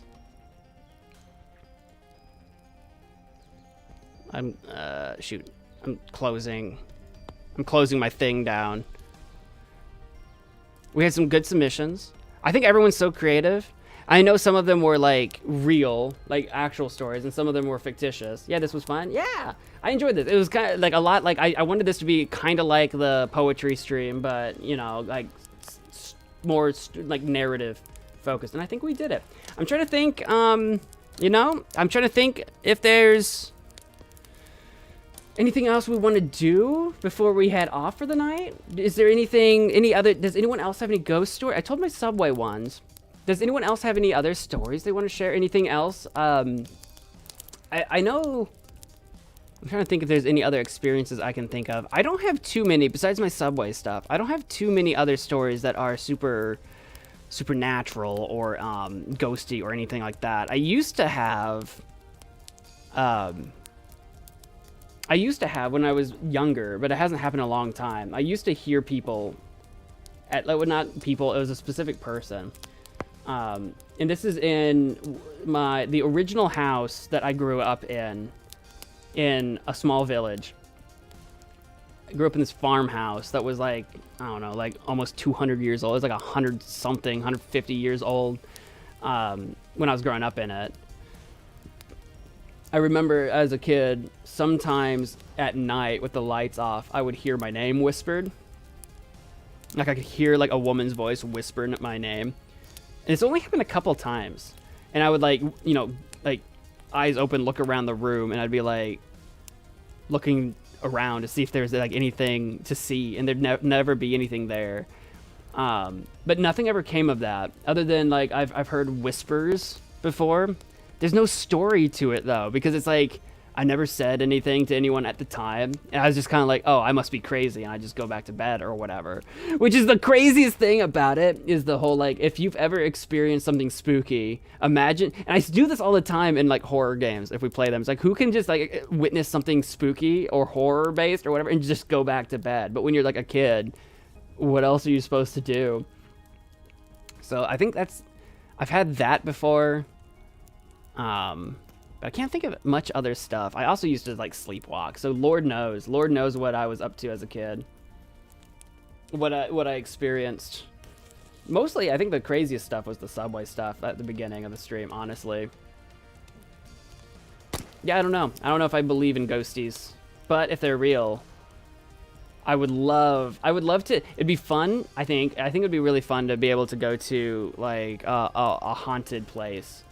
Like a haunted, I don't know, hotel or mansion or apartment or bar, some haunted place, and actually experience some like crazy, unexpected thing. I think that would be really fun and terrifying, because despite not really believing in ghosts and stuff, it's weird because it's like I've seen enough unexplained stuff. I feel like I have been in enough unexplained stuff where it's like, even if I don't believe, I'm too too cowardly to do like I mentioned the Bloody Mary thing. I've never like turned off the lights in a bathroom and looked in a mirror and said Bloody Mary 3 times, because look, I don't believe in ghosts, but what if something stupid happened? You know what I mean? Like, you know what I mean? It's one of those things where it's like I also try not to tempt it too much, but I don't know. Maybe that makes me a hypocrite or something. I don't know. Oopsie, I didn't mean to open that. Get out of here. That's going to do it for my spooky, scary camp story stream. Thank you all so much for watching.